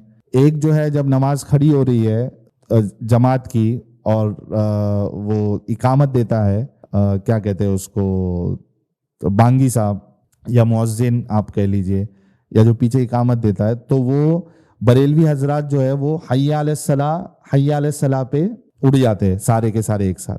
और जो देवबंदी हजरात है वो जैसा मुअज्जिन देवबंदी और जो ये है अपने गैर मुकल्लिद अहले हदीस सलफी, ये जैसे ही मुअज्जिन खड़ा होगा इकामत देने के लिए तो ये सारे सब बंदी कर लेते हैं, खड़े हो जाते हैं। तो बहुत सारे डिफरेंसेस हनफी होते हुए भी इनके अंदर है काफ़ी, बरेलवी और ये देवबंदियों में भी है। तो हर चीज़ में खैर इख्तिलाफ है इनके अंदर। तो मैं एक साइड तो गैर मुस्लिमों को इस्लाम की दावत दे रहा था। ऑफिस में मैंने कॉल सेंटर में काम किया है और उसके बाद फिर दूसरी कंपनीज में भी काम किया है। आपका एजुकेशन क्या रहा? मैंने ग्रेजुएशन कंप्लीट किया है, BSc इन कंप्यूटर साइंस। ओके। हाँ, BSc इन कंप्यूटर साइंस किया, लेकिन IT फील्ड में कभी काम नहीं किया क्योंकि वो टाइम पे कोई गाइड करने वाला नहीं था। मुझे बस जॉब मिल रही थी तो लग जाना था, तो एक कंपनी में जॉब मिल रही थी, वहाँ मैं लग गया था। उसके बाद फिर कॉल सेंटर में मैंने जंप मारा, वहाँ पे कुछ 2.5 साल मैंने काम किया। फिर उसके बाद नाइट शिफ्ट से परेशान हो गया मैं, उल्लू की तरह जागना बहुत भारी पड़ता था मुझे। और आज ऐसा हो गया कि पूरी रात रात जागते हैं। तो फिर उसके बाद मैं कॉर्पोरेट में आया, बैकग्राउंड वेरिफिकेशन कंपनी में, एक कंपनी में 4.5 साल काम किया, फिर दूसरी कंपनी में 3 साल काम किया। तो मल्टीकल्चरल इन्वायरमेंट मेरे को हमेशा तो इसमें मिला। तो ये नमाज की दिक्कत नहीं आती थी क्या? जाते थे, जैसा टाइम हुआ तो नमाज, जो ब्रेक मिलता था लंच ब्रेक, तो वो टाइम पे चले जाते थे। फिर शाम का जो ब्रेक मिलता था उसमें असर की नमाज पढ़ लेते थे। 6 बजे 6:30 बजे ऑफिस का टाइम खत्म हो जाता था, फिर रास्ते में कोई मस्जिद मिल गई वहां पढ़ लेते थे। यानी नमाजें मैं एकदम कोई भी, चाहे कॉल सेंटर में कर रहा हूँ, कुछ भी कर रहा हूँ, अगर आसपास मस्जिद नहीं है तो वहाँ पे जो भी जगह खाली मिली, बेसमेंट में कभी चले गए, वहाँ जमात के साथ नमाज पढ़ा रहा हूँ। अभी मैंने, क्योंकि मेरे अंदर इंटरेस्ट था, तो मैंने कुरान की जो तिलावत है उसको, उसके कुछ रूल्स होते हैं, तजवीद कहते हैं उसको, और उसको अच्छे से पढ़ने, किस तरीके से पढ़ना है, तो वो भी मैंने सीखा था। तो जिस तरीके से अजान लोगों को मेरी पसंद थी, उसी तरीके से मेरी किरात भी पसंद थी लोगों को। तो नमाज पढ़ाना, तो वो मैं वहाँ पे जमात के साथ नमाजें भी पढ़ाता था ऑफिस में। तो वहाँ पे, और उस टाइम पे जो ऑनलाइन फोरम्स होते थे डिस्कशन के, चैट वाले फोरम या इस तरीके से जो पोस्ट होती है, वहाँ पे मैं तबलीग का काम करता था। दावत, लोगों के साथ डिस्कशन करना, डिबेट करना, हिंदुओं के साथ, ईसाइयों के साथ। और नॉलेज कितनी थी? उतनी थी जितनी जाकिर नायक ने बताई थी, वहां बताया था। और उसके वेबसाइट पे एक पीडीएफ था, हिंदुओं में ये लिखा है, यजुर्वेद नातस्य प्रतिमा अस्ति। सब बेकार की बकवास है। हाँ, तो हमने तो वही उतना ही सीखा था। Shweta Shweta Upanishad, Gita, Bhagavad Gita, those who worship demi god, इस तरीके से वो जितनी उतने। फिर बाइबल में से my father is greater than I of my own self can do nothing, as I hear I जज and my judgment is best, as I not seek at my will but the will of my father. वो कुछ चीजें मैंने रट्टा मार लिया था, कभी बाइबल खोल के नहीं देखा, वो पीडीएफ ही देखा है, वो पीडीएफ ही देखा। तो ये मेरे अंदर एक्चुअली पहले से डिबेटिंग स्किल्स पहले से थी कि सामने वाले को किस तरीके से ठंडा करना है।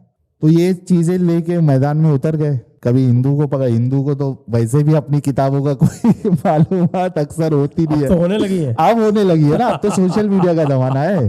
पहले कहाँ होती थी, वो बेचारे ठस जाते, मतलब वो ठंडे पड़ जाते थे बेचारे। फिर ईसाइयों के साथ फिर इसी तरीके से वो जितना उसने रेफरेंस दे के रखा था उतना सीख के मैदान में उतर के, एक साइड तो ये चल रहा था, दूसरे साइड जो देवबंदी है, जो बरेलवी है, उनके साथ भी डिस्कशन चालू है, मेरा मुनाजरा चालू है। एरिया में नाम मेरा फेमस हो गया, किसी से बात करना है तो भाई लेके जाओ इसको, हाथ में एक किताब, चलो डिस्कशन करते हैं।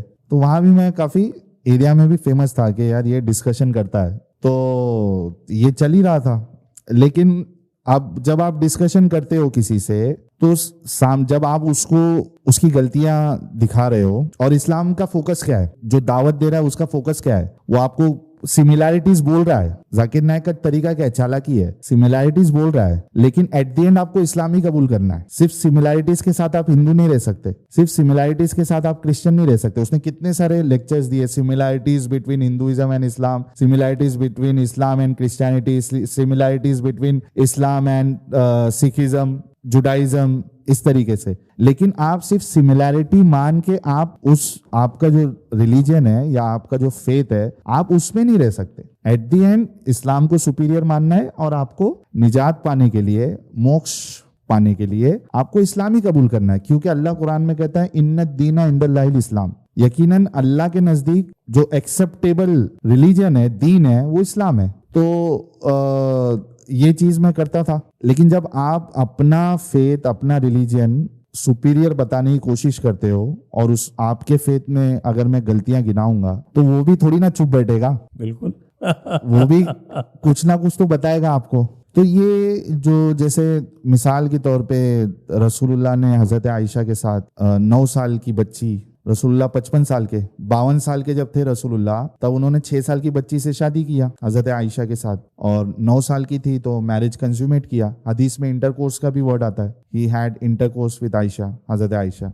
तो ये सवाल आते थे, लेकिन ईमान इतना मजबूत था कि वो थोड़ा मतलब 1-2-3 घंटा थोड़ा सदमा लगता था कि ऐसा क्यों, उसके बाद फिर नॉर्मल हो जाते थे। तो ऐसे कुछ सवाल आते थे तो उसको इग्नोर कर देता आदमी। लेकिन जब आहिस्ते आहिस्ते मैच्योरिटी आने लगी और आप मल्टी कल्चर में हो, मेरे अंदर इतनी कट्टरता थी कि ऑफिस में मैं काम कर रहा हूँ, मेरी दाढ़ी यहाँ तक, सीने तक दाढ़ी, क्योंकि अहले हदीस में कट नहीं कर सकते, एकदम जंगली की तरह यहाँ तक बाल आ रहे हैं।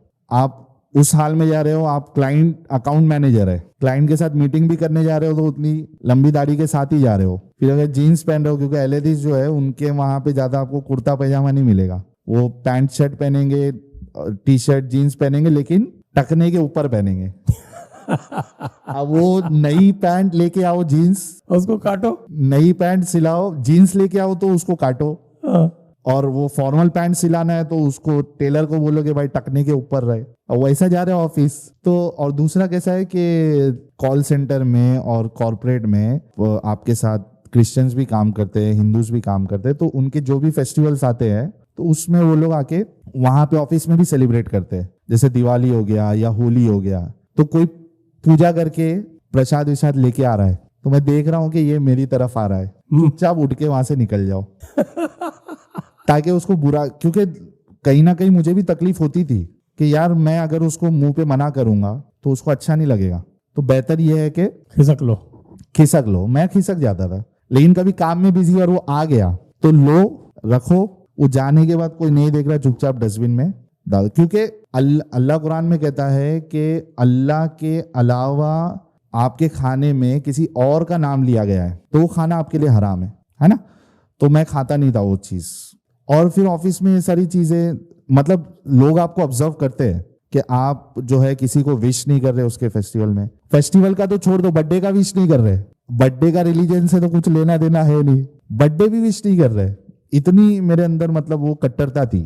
तो खास करके ये कट्टरता आपको अहले हदीस में मिलेगी, बाकी बरेलवी हजरात ये सब थोड़ा माइल्ड है ये मामले में। तो जब मैच्योरिटी आ रही थी ये सब चीजें छुप रही थी मुझे कि क्यों यार ऐसा है, इतनी कट्टरता क्यों है। और फिर ये जो सवालात थे वो भी फिर उठने लगे। फिर उसके बाद जो माहौल चल रहा था बाहर दुनिया में, मुसलमान जाके कुछ ना कुछ कर रहा है तो क्यों कर रहा है। तो पहले ऐसा था कि भाई, और वही सिखाया जाता है, वही मौलाना भी बोलते हैं डिबेट्स में और ये सब जगह के, भाई वो मुसलमान का इंडिविजुअल अमल है, उसको लेके आप एक फेथ पे सवाल नहीं उठा सकते, मुसलमान गलत है इस्लाम सही है। ये गलतफहमी तो बहुत सारे हिंदुओं में और हिंदू ऑर्गेनाइजेशंस में भी है। जैसे मैं आपको बताऊं कि आरएसएस वाले जो हैं ये मौलाना वहीदुद्दीन खान को ले गए थे इस्लाम समझने के लिए, और उसके बाद इन्होंने नतीजा ये निकाला कि इस्लाम तो अच्छा है, कुछ मुसलमान बुरे हो सकते हैं। अच्छा मतलब वो जो नैरेटिव बिल्ड करना था वो उन्होंने कर दिया और ये लोग इनकी बातों में आ गए। बिल्कुल, और हम इतना समझा रहे हैं वो तो अड़े रहते हैं कि नहीं नहीं नहीं नहीं, इस्लाम में कैसे कोई खराबी हो सकती है। सब धर्म जो है वो अपनी अपनी जगह पे सही है, सर्वधर्म समभाव। हम कई बार इनको समझाते हैं कि भाई धर्मों में संभाव हो सकता है, धर्म अधर्म संभाव नहीं हो सकता, लेकिन वो नहीं समझते। खैर चलिए, ये तो विषयांतर हो गया। आप बता रहे थे कि फिर वो आगे आपका कैसे जर्नी आगे बढ़ी। जी, तो जैसे कि मैंने बताया था कि पहले मेरी ये सोच थी कि भाई मुसलमान गलती करता है और नाम इस्लाम का बदनाम होता है, तो ये तो सही तरीका नहीं है। वो इंडिविजुअल मुस्लिम अगर कुछ कर रहा है तो वो अपनी कैपेसिटी पे कर रहा है। लेकिन जब ये बातें मेरी समझ में आने लगी और मैंने इस्लाम को जब आउटर पर्सपेक्टिव से समझने की कोशिश की, क्योंकि क्या होता है अक्सर मुसलमानों का यही हाल है, वो क्या करता है कि वो उस दायरे के अंदर से इस्लाम को देखता है, तो जो गलत चीज़ है उसको गलत नज़र नहीं आती, उसको पर्सपेक्टिव नहीं मिलता। लेकिन जब उस दायरे से, वो इस्लाम के दायरे से निकल कर बाहर से फिर इस्लाम को देखता है, वो अकीदत की जो पट्टी होती है जहन में, दिमाग में या आंखों में, वो जब निकाल के देखता है तो उसको समझ में आने लगता है कि भाई नहीं, प्रॉब्लम है। तो जब मैंने इस्लाम को अकीदत की पट्टी उतार कर जांचने की कोशिश की, समझने की कोशिश की, तब मुझे समझ में आया कि ये बहुत बड़ा प्रॉब्लम है। ये तो लोगों को बांध के रखा गया है, एक डर और दूसरा लालच। आप देखिए इस्लाम का कोई भी मसला ले लीजिए, उसमें आपको यह लालच दी गई है करने पे, और नहीं करने पे डर दिखाया गया है। हमारे अंदर मेरे मतलब मोस्टली जो हिंदुस्तानी मुसलमान हैं उनके अंदर लालच से ज़्यादा जो चीज़ है वो डर है, जहन्नम का डर, कब्र के आज़ाब का डर।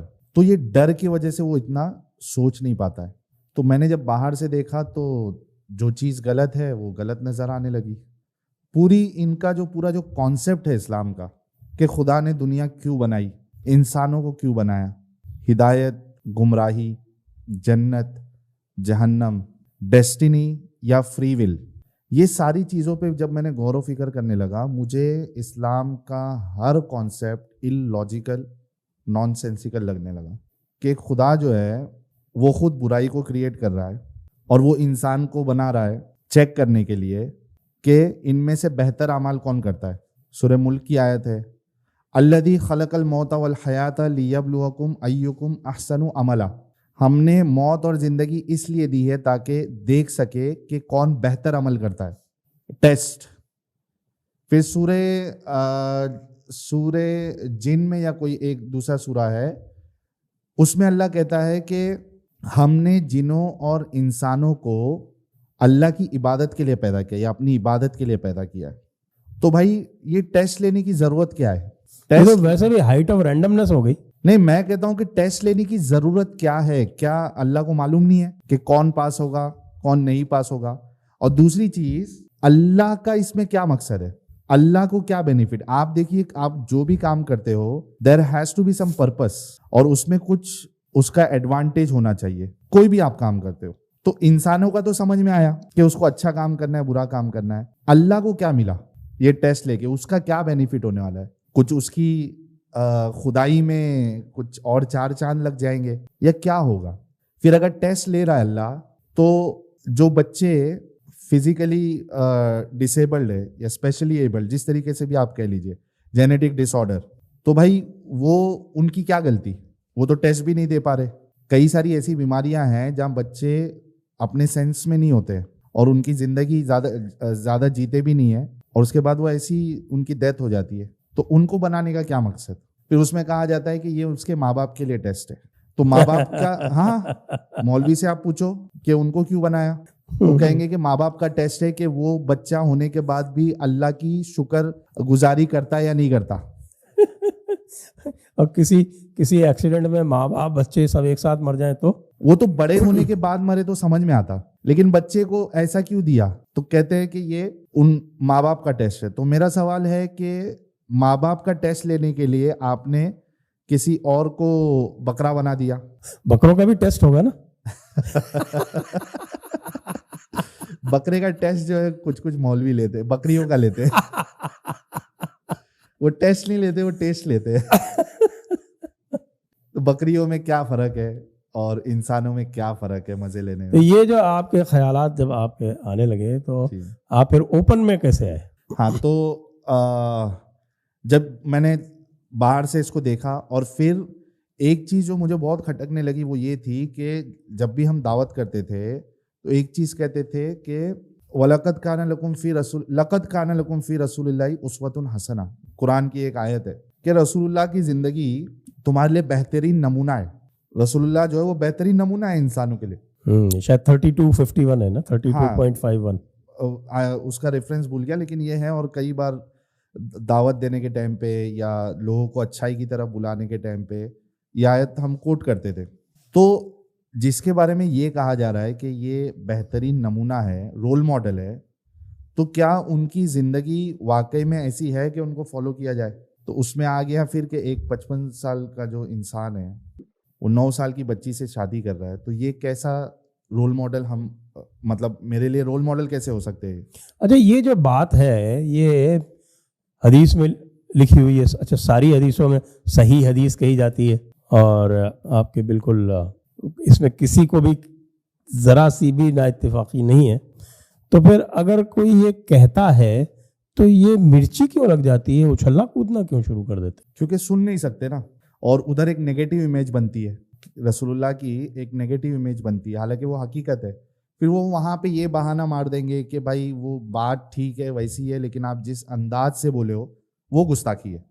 अच्छा, समझ रहे? देखिए, मुसलमान क्या चीज़ को गुस्ताखी समझ ले आप ये तय नहीं कर सकते। उसकी स्वीट विल है। वो किसी को भी गुस्ताखी समझ सकता है। अगर आप सिर्फ मोहम्मद साहब के साथ अगर आप साहब नहीं लगाते या रसूलुल्लाह नहीं लगाते, तो हो सकता है कि कोई मुसलमान के लिए वो भी गुस्ताखी है। वो कहेगा कि सिर्फ नाम नहीं लो, इज्जत एहतराम से लो, तो कुछ भी गुस्ताखी हो सकती है। हालांकि गुस्ताखी की कोई भी परिभाषा, कोई डेफिनेशन ना अल्लाह ने बताई है ना रसूलुल्लाह ने बताई है। तो आप किस हिसाब से कोई भी चीज़ को आप ये कहते हो कि ये गुस्ताखी है? अपनी मर्जी से। अल्लाह ने और रसूलुल्लाह ने तो बताया नहीं है, और फिर उस पर गला काट दोगे आप।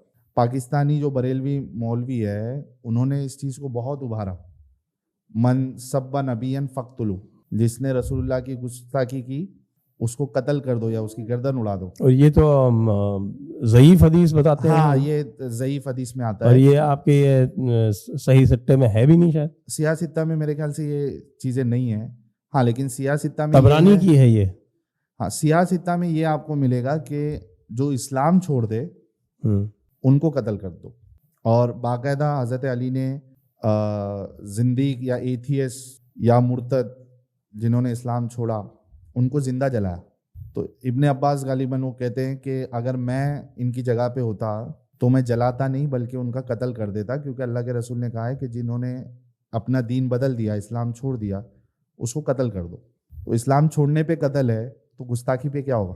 तो ये सारी चीज़ें जो है। और दूसरा देखिए, और एक चीज़ मैं बताने वाला था आपको, अल्लाह से रिलेटेड थी वो चीज़, खैर उसको छोड़ दिया। तो ये मेजर जो चीज़ थी कि रसूलुल्लाह का कैरेक्टर, एक जो समाज सुधारक है, रसूल है, वो चाइल्ड मैरिज ख़त्म करने के लिए आएगा या खुद चाइल्ड मैरिज करेगा? चाइल्ड मैरिज को कौन अच्छा कहता है? पहले अगर होती भी थी तो एक तो इसमें बुनियादी फ़र्क ये है कि चाइल्ड मैरिज जहाँ पे होती थी वो 2 बच्चों में होती थी, है ना, वो एज डिफरेंस इतना नहीं होता था, लेकिन उसको भी हम आज गलत मान रहे हैं। सोसाइटी जो है वो आगे बढ़ रही है, चेंजेस आते हैं उसके अंदर। एक इसमें डिफेंस ये दी जाती है कि भाई आप जो हैं इस चीज़ को आज की मोरालिटी से देखने का प्रयास कर रहे हैं, ये उस समय की मोरालिटी थी, उस समय ये एक्सेप्टेबल था। देखिए, इसमें मोरालिटी तो है, साथ में आप ये भी देखेंगे कि साइंटिफिकली ये सही है या नहीं है।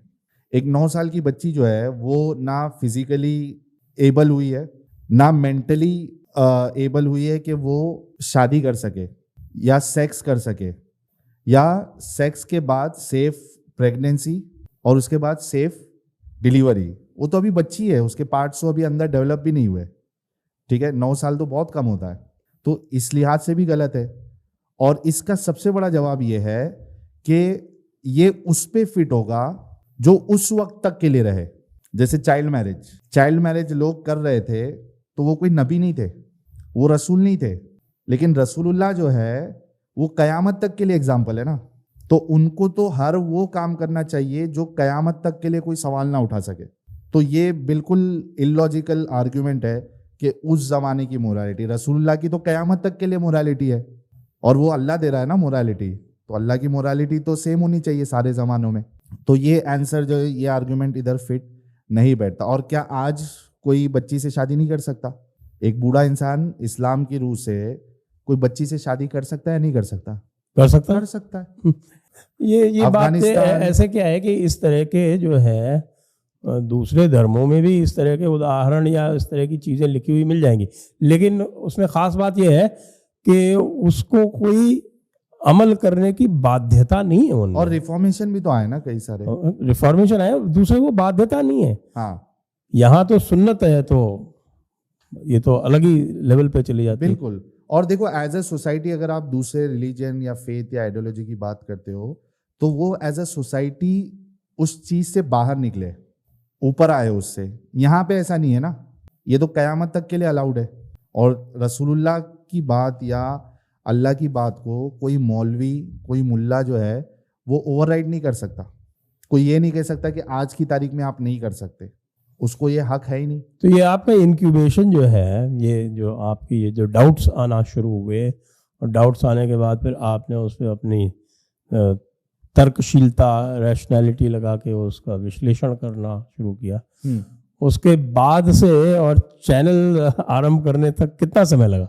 1 साल तकरीबन 1 साल। जब मैंने मतलब घर पे मैं आहिस्ते आहिस्ते बताना शुरू किया कि ऐसा ऐसा मसला मुझे लगता है, उसके बाद मैंने छोड़ दिया। तो बहुत इशू है घर पे, मौलाना को भी लाया गया, मुफ्ती को, जो ये सब चीज़ों में एक्सपर्ट है, एथियज़म पे बात करने के लिए। उनसे बात किया, उनके पास भी कोई ऐसा मुदल्लल जवाब नहीं था या सैटिस्फैक्ट्री कोई आर्ग्यूमेंट्स उनके नहीं थे, कन्विंसिंग आर्ग्यूमेंट्स नहीं थे। तो मैंने छोड़ दिया। लेकिन फिर घर पे बहुत इशू हो रहा था, तो फिर घर वालों ने बोला कि ठीक है, आपको नहीं मानना है मत मानो, लेकिन ये बात अपने तक रखो, क्योंकि हर किसी को पता होता है कि अगर सोसाइटी में, मोहल्ले में पता चलेगा तो लाइफ का खतरा भी हो सकता है। तो 1 साल तो ऐसे ही गुजरा, घर में इशू चलते रहे। और कहीं ना कहीं वो जो मेरे रिलेटिव्स यानी घर जिनके वहाँ पे मैं पला बड़ा हूँ, वो इस वजह से मेरे साथ जो ताल्लुकात थे, रवैया था, वो चेंज हो गया। तो इस 1 साल में आपने कोई आउटवर्ड कोई तब्दीली की? आपने दाढ़ी वाड़ी काट दी अपने अहले हदीस वाली? दाढ़ी तो मैं, असल में क्या होता है ना कि जो मुसलमान का जो ईमान है वो बढ़ता और घटता रहता है। तो जब मुसलमान था, कभी कभी मैं जब ईमान घटता था तो दाढ़ी जो आहिस्ते आहिस्ते शॉर्ट होने लगती।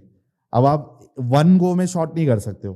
अभी इतनी बड़ी दाढ़ी है, 1 शॉट में मैं अगर निकाल दूंगा तो जितने लोग देखे फिर वो, अरे क्या हो गया, शैतान आ गया, ईमान कमजोर हो गया। तो उसमें क्या करता है आदमी, 1-1 इंच कम करते जाता है। तो वो तो तभी भी चल रहा था, लेकिन इस्लाम छोड़ने के, अच्छा वो जब चल रहा था तो वो गिल्टी के साथ चल रहा था। ये बात आप गौर करना, जब उसके अंदर की ख्वाहिश जो है वो हावी हो जाती है तो करता भी है तो गिल्टी के साथ करता है कि अल्लाह मेरे से इस मामले में नाराज है या मैं गलत कर रहा हूँ, ठीक है। इन इस्लाम छोड़ने के बाद वो गिल्टी, वो डर, वो खौफ, वो इलॉजिकल जो डर है वो चला गया। तो अब खुल के जी रहा हूँ, लेकिन खुल के इन दी सेंस के खुल के तो नहीं जी सकते। आपको क्यों लगाना पड़ रहा है मास्क और टोपी? ये हर किसी को पता है, ये मुसलमानों को भी पता है, मुसलमानों को भी पता। आप देखिए कि एक मुसलमान जब मुसलमान बन के आता है लाइव स्ट्रीम में भी या टीवी चैनल पे भी, तो वो एकदम उसके अंदर डर नहीं रहता, वो बिंदास बोलता है। लेकिन जब वो इस्लाम छोड़ देता है फिर वो अपना चेहरा नहीं दिखाता है, क्योंकि उसको मालूम है कि जब तक मुसलमान हूँ तब तक सेफ हूँ। इस्लाम छोड़ा, उसके बारे में बोला तो मेरे मुसलमान भाई मुझे नहीं छोड़ेंगे। तो मेरी आइडेंटिटी लीक की गई थी तो तभी चेहरा आ गया था सामने। उसके बाद फिर वो टीवी चैनल्स पे गया, लेकिन डर खतरा तो बना ही है। और मैंने सोचा कि यार ये मेरे लिए ख़तरा ही है, तो क्यों ना अपना लुक, अपीयरेंस चेंज करे और फिर वो चेहरा नहीं दिखाए जो नया चेहरा है। तो इस वजह से फिर से मैंने कैमरे पे आना बंद कर दिया। एक बात बताएं कि बहुत सारे करंट इश्यूज होते हैं, तो उसके ऊपर जो ये हमारे ख़ास तौर से मुल्ला मौलाना और जो ये अशराफ वर्ग है, जो इसके जो रिएक्शंस होते हैं उनको जो है वो मुस्लिम समाज में कैसे देखा जाता है? जैसे राम मंदिर का इशू है या फिर आर्टिकल 370 का इशू है या ट्रिपल तलाक का जो इशू था, जैसे ये है। तो इस पे जब हम आवाज़ सुनते हैं तो आवाज़ हमें जो है ये चैनल्स पे सिर्फ मुल्ला मौलानाओं की ही सुनाई पड़ती है। जैसे कि हमारी चैनल्स भी ये मानती हैं कि साहब कि मुसलमानों को रिप्रेजेंट केवल ये मुल्ला मौलाना ही कर सकते हैं और कोई नहीं कर सकता। तो ये जो यहाँ पर जो चिल्ला चिल्ली करते हैं उसका ये जनरल मुस्लिम कम्युनिटी में क्या असर दिखता है आपको? देखिए, सबसे पहली बात तो एक हकीकत में बताना चाहूँगा, पाकिस्तान का इस्लाम अलग है, हिंदुस्तान का इस्लाम अलग है। पाकिस्तान में मदनी इस्लाम है, हिंदुस्तान में मक्की इस्लाम है। पाकिस्तान का जो आलिम है, मौलाना है, वो डंके की चोट पे बोलेगा कि गुस्ताखी की एक ही सज़ा, सर तन से जुदा।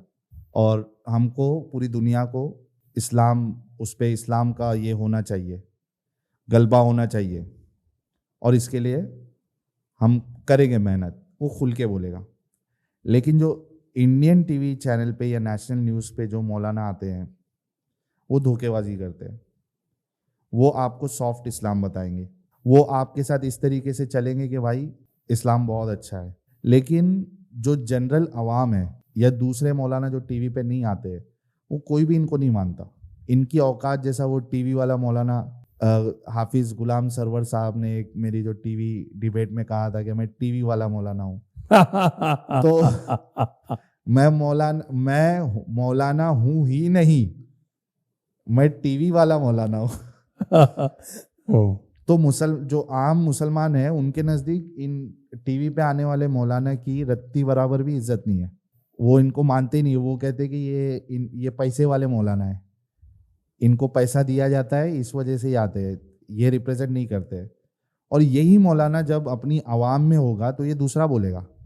अभी आपको क्या लगता है, अरशद मदनी साहब ने जो वहाँ पे ये कहा कि ओम ही अल्लाह है और आदम ही मनु है, आपको क्या लगता है अपने मदरसे में ये तालीमात देते रहेंगे?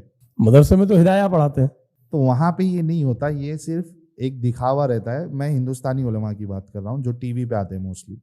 अवाम इनको अपना रिप्रेजेंटेटिव नहीं समझती है। हम भी जब मुसलमान थे तो इनको गालियाँ देते थे या बुरा भला कहते थे, यार कैसे लोगों को बुला के इस्लाम की बेइज्जती कर रहे। तो मेरा ऑब्जर्वेशन ये है कि ये जो भी मौलाना आते हैं इक्का दुक्का छोड़ के जो डंके की चोट पे बोलते हैं कि ये गलत है, ये सही है, बाकी ये जितने भी आते हैं सारे के सारे मेकअप आर्टिस्ट है। इनकी बातों पे भरोसा नहीं किया जा सकता।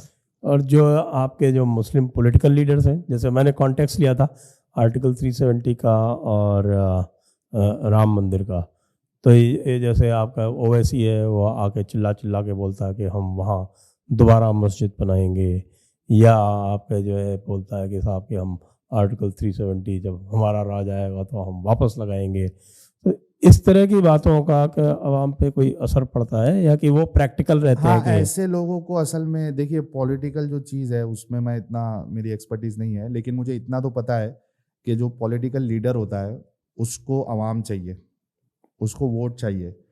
तो उनको ऐसी बात करना है जिससे लोग खुश हो।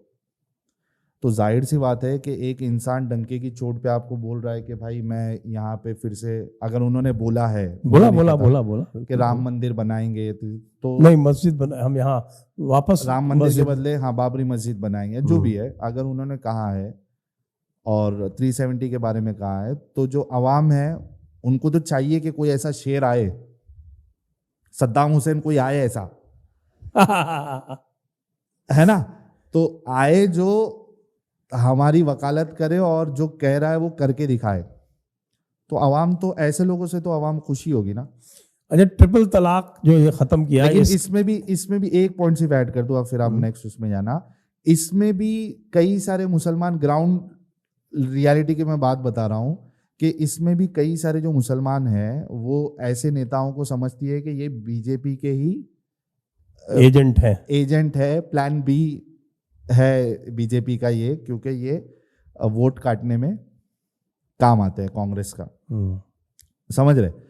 तो मैं अवाम की बात बता रहा हूँ, I am not an expert in this field, लेकिन अवाम में ये सारी चीज़ें चलती है क्योंकि हम मुसलमानों का ही हिस्सा रहे। वहाँ पे क्या बातें होती है हमको पता है। मोदी साहब को लेके क्या बात, हजरत मोदी जी को लेके क्या बात होती है उनको लग रहा है कि वो पसमानदा को राजी कर लेंगे मुझे इसका आइडिया नहीं है, लेकिन हमको पता है कि अवाम में क्या डाला जाता है। अच्छा, ये ट्रिपल तलाक के बारे में बताएं। ये ट्रिपल तलाक का जब लॉ आया तो कम्युनिटी में ओवरऑल क्या रिएक्शन आपने देखा? इसमें जो गैर मुकल्लिद हजरात है, अहले हदीस, उनके नज़दीक एक सिटिंग में आप 3 नहीं, आप 300 तलाक दे दो, वो एक ही कंसीडर होती है, तो तलाक होता ही नहीं है। तो वो तो अंदर ही अंदर खुश हुए होंगे कि अच्छा है भाई ये कानून आ गया, लेकिन ऊपर से बोल नहीं सकते, खुल के बोल नहीं सकते। फिर ये हो जाएगा कि भाई मतलब एज अ उम्मा आपने सपोर्ट नहीं किया। लेकिन जो बरेलवी हजरात, अपना मुकल्लिद हजरात है, जिनके नज़दीक एक सिटिंग की 3 तलाक हो जाती है, यानी परमानेंट आपका रिश्ता ख़त्म। फिर उसके बाद फिर ये हलाला जैसी फिर प्रैक्टिस करते हैं। हालांकि बहुत सारे मौलवी जो है वो इसको हराम कहते हैं कि भाई ऐसा फिक्स करके आप शादी नहीं कर सकते। आपने दूसरे से शादी की और उसका तलाक हो जाए तो आप दूसरे के पास जा सकते हो। हालांकि मेरा आर्ग्यूमेंट ये है कि भाई वो दूसरे के पास जाने की कंडीशन भी क्यों? अगर वो तलाक दे दिए, बाद में उनको समझ में आ रहा है कि नहीं हमें साथ में रहना है, तो भाई वो 2 इंडिविजुअल का मामला है। तुम लोग इतने अंदर क्यों घुस जाते हो किसी की जिंदगी में? कुरान में है ना 2.230। हाँ, तो वो ये क्या कहते हैं कि भाई इसमें आप सेटअप करके नहीं कर सकते, ये डिफरेंस बताते हैं। लेकिन जाहिर सी बात है कि किसी को अगर तीसरे दिन बीवी रिटर्न चाहिए या वापिस चाहिए तो उसको तो यही प्रोसेस से गुजरना पड़ेगा। अरे बड़ा एक आज किस्सा आया, बताया कि साहब किसी ने अपनी बीवी को ट्रिपल तलाक दे दिया और फिर उसने सोचा कि भाई सबसे सेफ तरीका क्या है हलाला का, तो अपने दादा से उसकी शादी करवा दी और दादा जो है उसने इनकार कर दिया कि मैं तो नहीं छोड़ूंगा। और वो जो बीवी थी वो भी दादा के पास खुश। पोता जो है वो बेचारा साइड में बैठ के रो रहा होगा सर पटक के। तो खैर इसमें एक पॉइंट मैं ऐड करना चाहता हूं कि जो मुकल्लिद हजरात है उनके नज़दीक तो तलाक हो जाती है, लेकिन आपने कानून लेके आ गए, तो आपको क्या लगता है कि कानून लाने की वजह से ट्रिपल तलाक नहीं होंगे? और क्या जो मुसलमान हैं जो इस चीज़ को मानते हैं, क्या वो जाके केस करेंगे? इक्का दुक्का को छोड़ के जो जिस फीमेल को तलाक दी गई है वो भी तो उसी मजहब की मानने वाली है, वो भी मुकल्लिद है, उसके नज़दीक तो ये रसूल का तरीका है, तो क्या वो उसके अगेंस्ट पे जाके पुलिस चौकी में केस करेगी? एजुकेटेड जो है वो तो कर रही हैं। इक्का दुक्का हर कोई नहीं करता है, क्योंकि वो मानती है ना उस चीज को। उसके लिए तो मैंडेटरी है कि उसका जो मसलक कहता है कि 3 तलाक में आपकी तलाक हो जाती है, वो उसको मानना है, नहीं तो वो मसलक से बाहर निकल गई हो। तो ये जो यूसीसी का जो अभी मसला चल रहा है उस पे आप क्या सोचते हैं, होना चाहिए नहीं होना चाहिए, और अगर करना भी है तो इफेक्टिव कैसे करना चाहिए उसको? बिल्कुल होना चाहिए यूसीसी, यूनिफॉर्म सिविल कोड। और लेकिन अब मसला यही है कि हमारे मोमिन हजरात जो है वो जिस तरीके से सीए और एनआरसी में जो पूरा बवाल मचा था, मुझे नहीं लगता इतनी आसानी से यूसीसी भी जो है वो इम्प्लीमेंट हो पाएगा या कानून बन पाएगा। लेकिन मेरे हिसाब से एक ही लॉ होना चाहिए हर किसी के लिए। अगर आप इंडियन सिटीजन है तो आपको एक लॉ मानना चाहिए, लेकिन होने देते हैं क्या वो देखते हैं, अभी वक्त के साथ ये पता चलेगा अलग अलग लॉस क्यों हो। बात आपकी सही है। हालांकि अब तो इलेक्शन आ रहे हैं, मोमिन हजरात अगर शाहीन बाग करेंगे और उनके ऊपर डंडे पड़ेंगे तो मोदी जी की लोकप्रियता और बढ़ेगी। ये तो अभी वक्त के साथ पता चलेगा कि कितना सक्सेसफुल ये हो पाएगा। अब आप अंत में आपसे ये पूछना चाहूँगा कि आपका ये जो एक्स मुस्लिम मूवमेंट है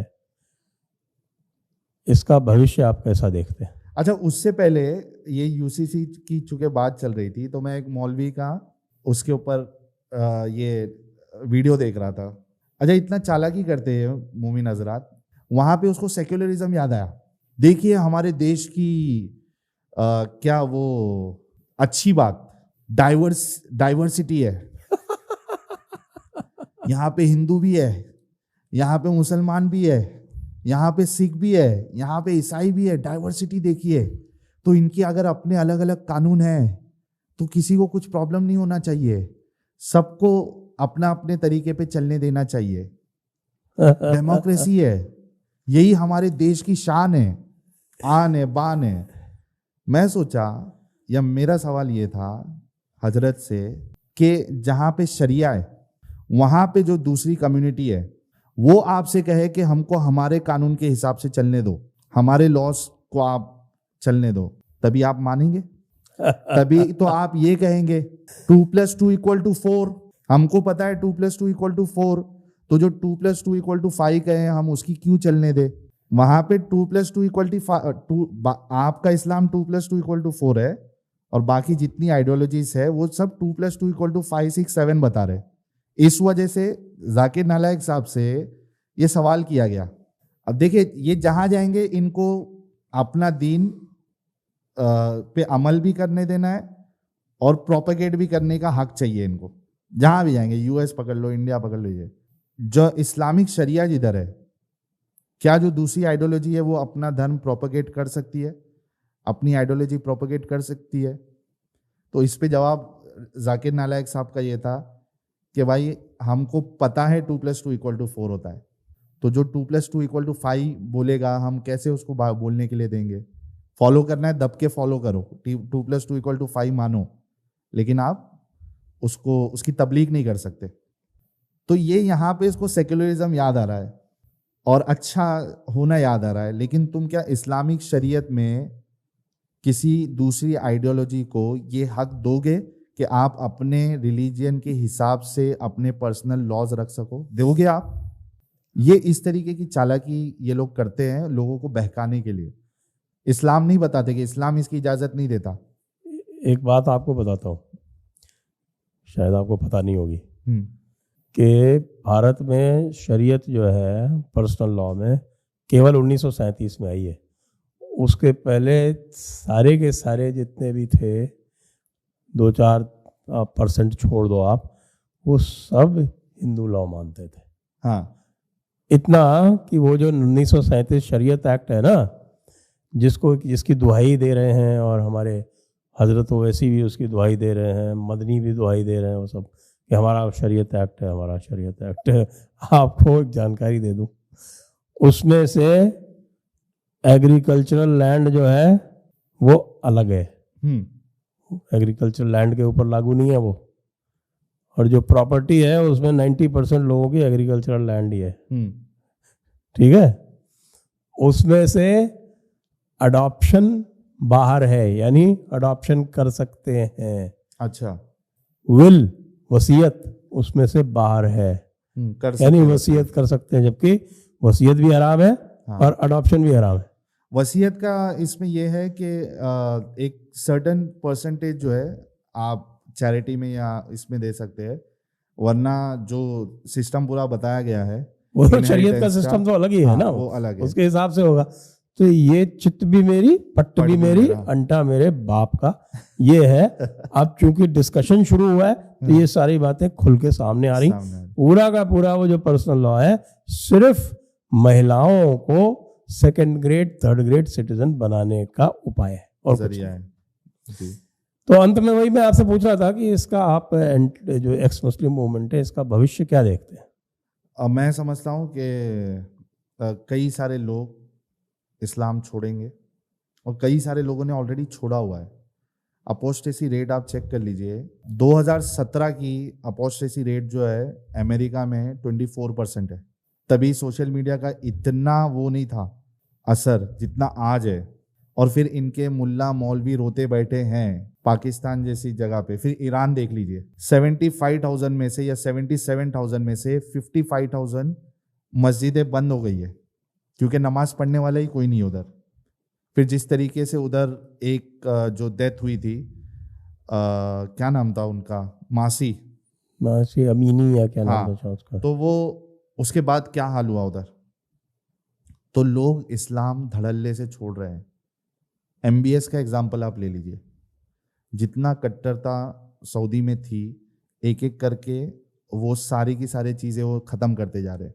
अब वो खुल के तो बोल नहीं सकते मैं एक्स मुस्लिम हूँ, लेकिन अपना काम कर रहे हैं। MBS एक्स मुस्लिम है क्या? मुझे तो 99.9% लगता है। या एटलीस्ट अगर एक्स मुस्लिम नहीं भी है तो उनको इतना अच्छे से समझ में आ गया है कि इस्लाम एक आउटडेटेड रिलीजन है, या इसके जो कवानीन है ये आउटडेटेड है, इसको अब इम्प्लीमेंट करके हम आगे नहीं बढ़ सकते। उनको इसी वजह से देखिए टूरिज्म के लिए वो कितना कोशिश कर रहे हैं कि पेट्रोल वेट्रोल का भरोसा नहीं है, कब तक है कब तक नहीं है, कब इलेक्ट्रिक में सारे लोग मूव हो जाए। तो पूरी कोशिश कर रहे हैं टूरिज्म को आगे बढ़ाने की। अब टूरिज्म को आगे बढ़ाने के लिए अगर इतने स्ट्रिक्ट रूल आप रखोगे तो जाहिर सी बात है कोई आएगा नहीं आपके पास। तो आहिस्ते आहिस्ते वो वहाँ पे चेंजेस छूट लाते जा रहे हैं। इसी तरीके से बाकी भी जो अरब कंट्रीज़ है, जो अरबी होते हैं उनके लिए तो बहुत आसान हो जाता है समझना कि इसकी कितनी हकीकत है। इसके लिए आप देखिए कि वो अरबी लोग इतना फॉलो नहीं करते, वो लेकिन मजे जो मस्ती कर रहे हैं। नकली अरब हैं हमारे भारत वाले जैसे सस्ते अरब जो है वो ज़्यादा उछलते हैं।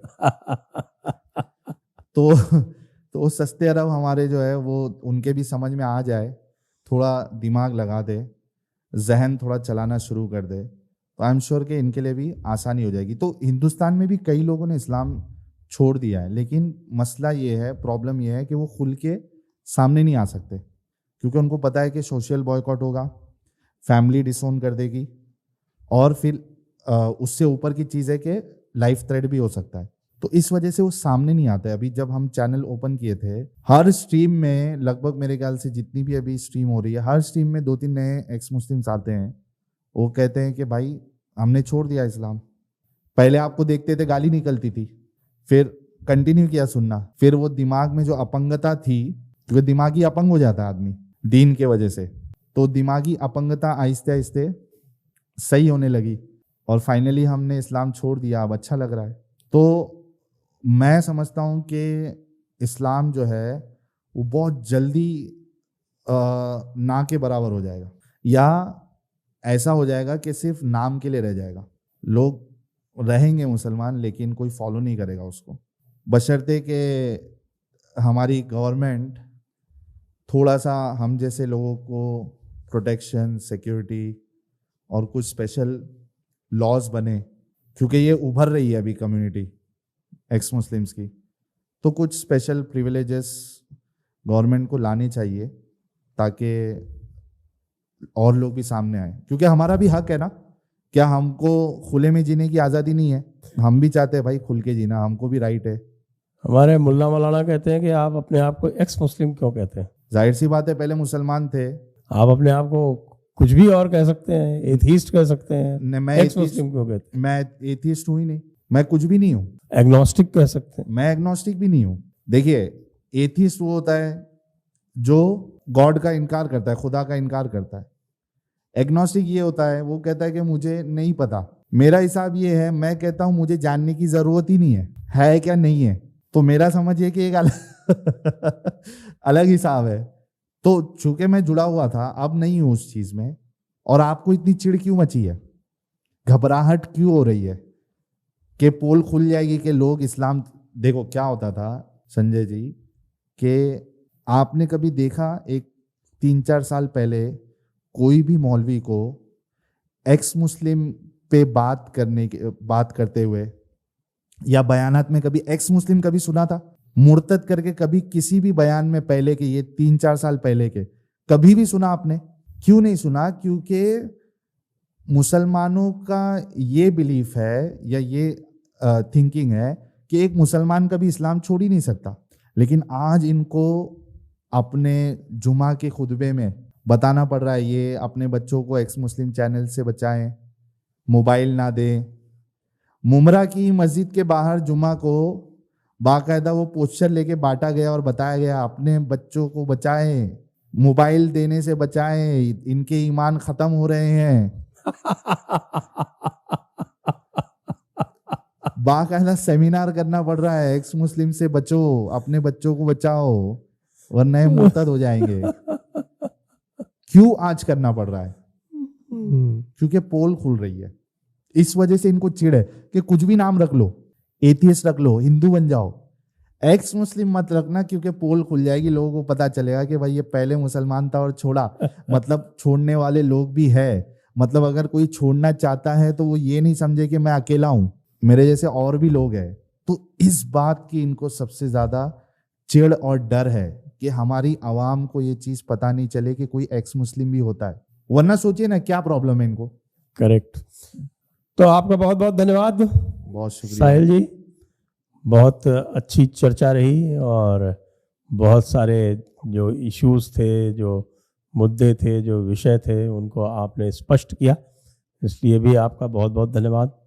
मैं आपके चैनल के माध्यम से सारे लोगों को कहना चाहूँगा, ख़ास करके जो मोमिन हजरात है, चाहे वो आलिम लेवल पे हो, मुफ्ती हो, मौलाना हो, अल्लामा हो, हाफिज हो, मुहद्दिस हो, मुजद्दिद हो, कोई भी लेवल का हो, अगर उसको लगता है कि इस्लाम हक है, इस्लाम ही सही रिलीजन है, सही दीन है, तो मैं उनको अपने चैनल पे दावत देना चाहूँगा। जो भी लाइव स्ट्रीम है, आप कोई भी लाइव स्ट्रीम में आप आके इस्लाम को अपने साबित कर सकते हैं। एक गोल्डन अपॉर्चुनिटी है, प्लेटफॉर्म है हमारे पास, लाखों लोग देखते हैं। आपको असल में सोचिए कि आपके ज़रिए से जो जिनका ईमान छीना जा रहा है, अगर बचा लेते हो तो आपको तो एक्सपोनेंशियल अल्लाह जो उसका बदला देगा। जन्नत फिरदौस या उससे ऊपर वाली सबसे बड़ी कौन सी होती है साहब? जन्नत जन्नतुल फिरदौस ही होती है। फिरदौस ही होती है, तो जन्नत फिरदौस मिलेगी। और जन्नत फिरदौस में भी आला मकाम, आला मकाम, बिल्कुल साहब। अल्लाह जो है अपने हाथों से आपको शराबन तहूरा पिलाएगा। अरे मैं नहीं कह रहा कि तारीफ आप हंस रहे। जो सारी चीजें यहाँ हराम है वहां ऊपर जाके हलाल कैसे हो जाती है? आपने पूरी बात नहीं सुनी। शराबन तहूरा, पाक साफ ड्रिंक, तो उसमें शराब सुन के ये मत समझना कि वहां मजे है, उसमें नशा नहीं होएगा। उसी तरह से जैसे कि जो हूर है उसमें कुछ होगा नहीं। हूर में क्या मजा आएगा आपको? उसके साथ आप कुछ कर नहीं सकते, सिर्फ देख सकते। नहीं, हाँ उसमें देखिए, अभी क्या बोले, थोड़ा गंदी हो जाएगी। 135 फीट की हूर, क्या पहाड़ के साथ किसको क्या करना है? हमको अपने जैसी चाहिए भाई। लेकिन मौलाना साहब तो कह रहे हैं कि वो आपको भी 135 फीट का कर दिया जाएगा। हाँ, तो 2 पहाड़ बन के हमको नहीं करना है ना। दो सिमेट्री जो है वो सोच के ही बड़ा अजीब लगता है। तो ऐसे ही रखता अल्लाह हमें यही साइज का, और जो जैसा एक इंसान की ऑपोजिट जो जेंडर होता है उसके साथ जो ये होता है अट्रैक्शन होता है, या उसकी जो ये होती है रिक्वायरमेंट या फीलिंग होती है, वैसी ही रखता तो थोड़ा समझ में आता। इधर का मामला जो है बड़ा अजीब है। अब मैं इसको एक्चुअली 18+ नहीं चाह रहा कि हो जाए, लेकिन अगर आप चाहते हैं तो मैं थोड़ा सा इस पे भी जिक्र कर दूं। संजय जी भी परेशान हो गए कि हाँ बोलूं या ना। इसके लिए एक अलग से सेशन कर लेंगे। फिलहाल इसको यहीं पर समाप्त करते हैं। बहुत शुक्रिया आपका, बहुत बहुत धन्यवाद। जय हिंद, वंदे मातरम। जय Hind, Vande Mataram. This podcast is sponsored by Son of Bharat Mata and co-sponsored by Sovjanya Kaushik.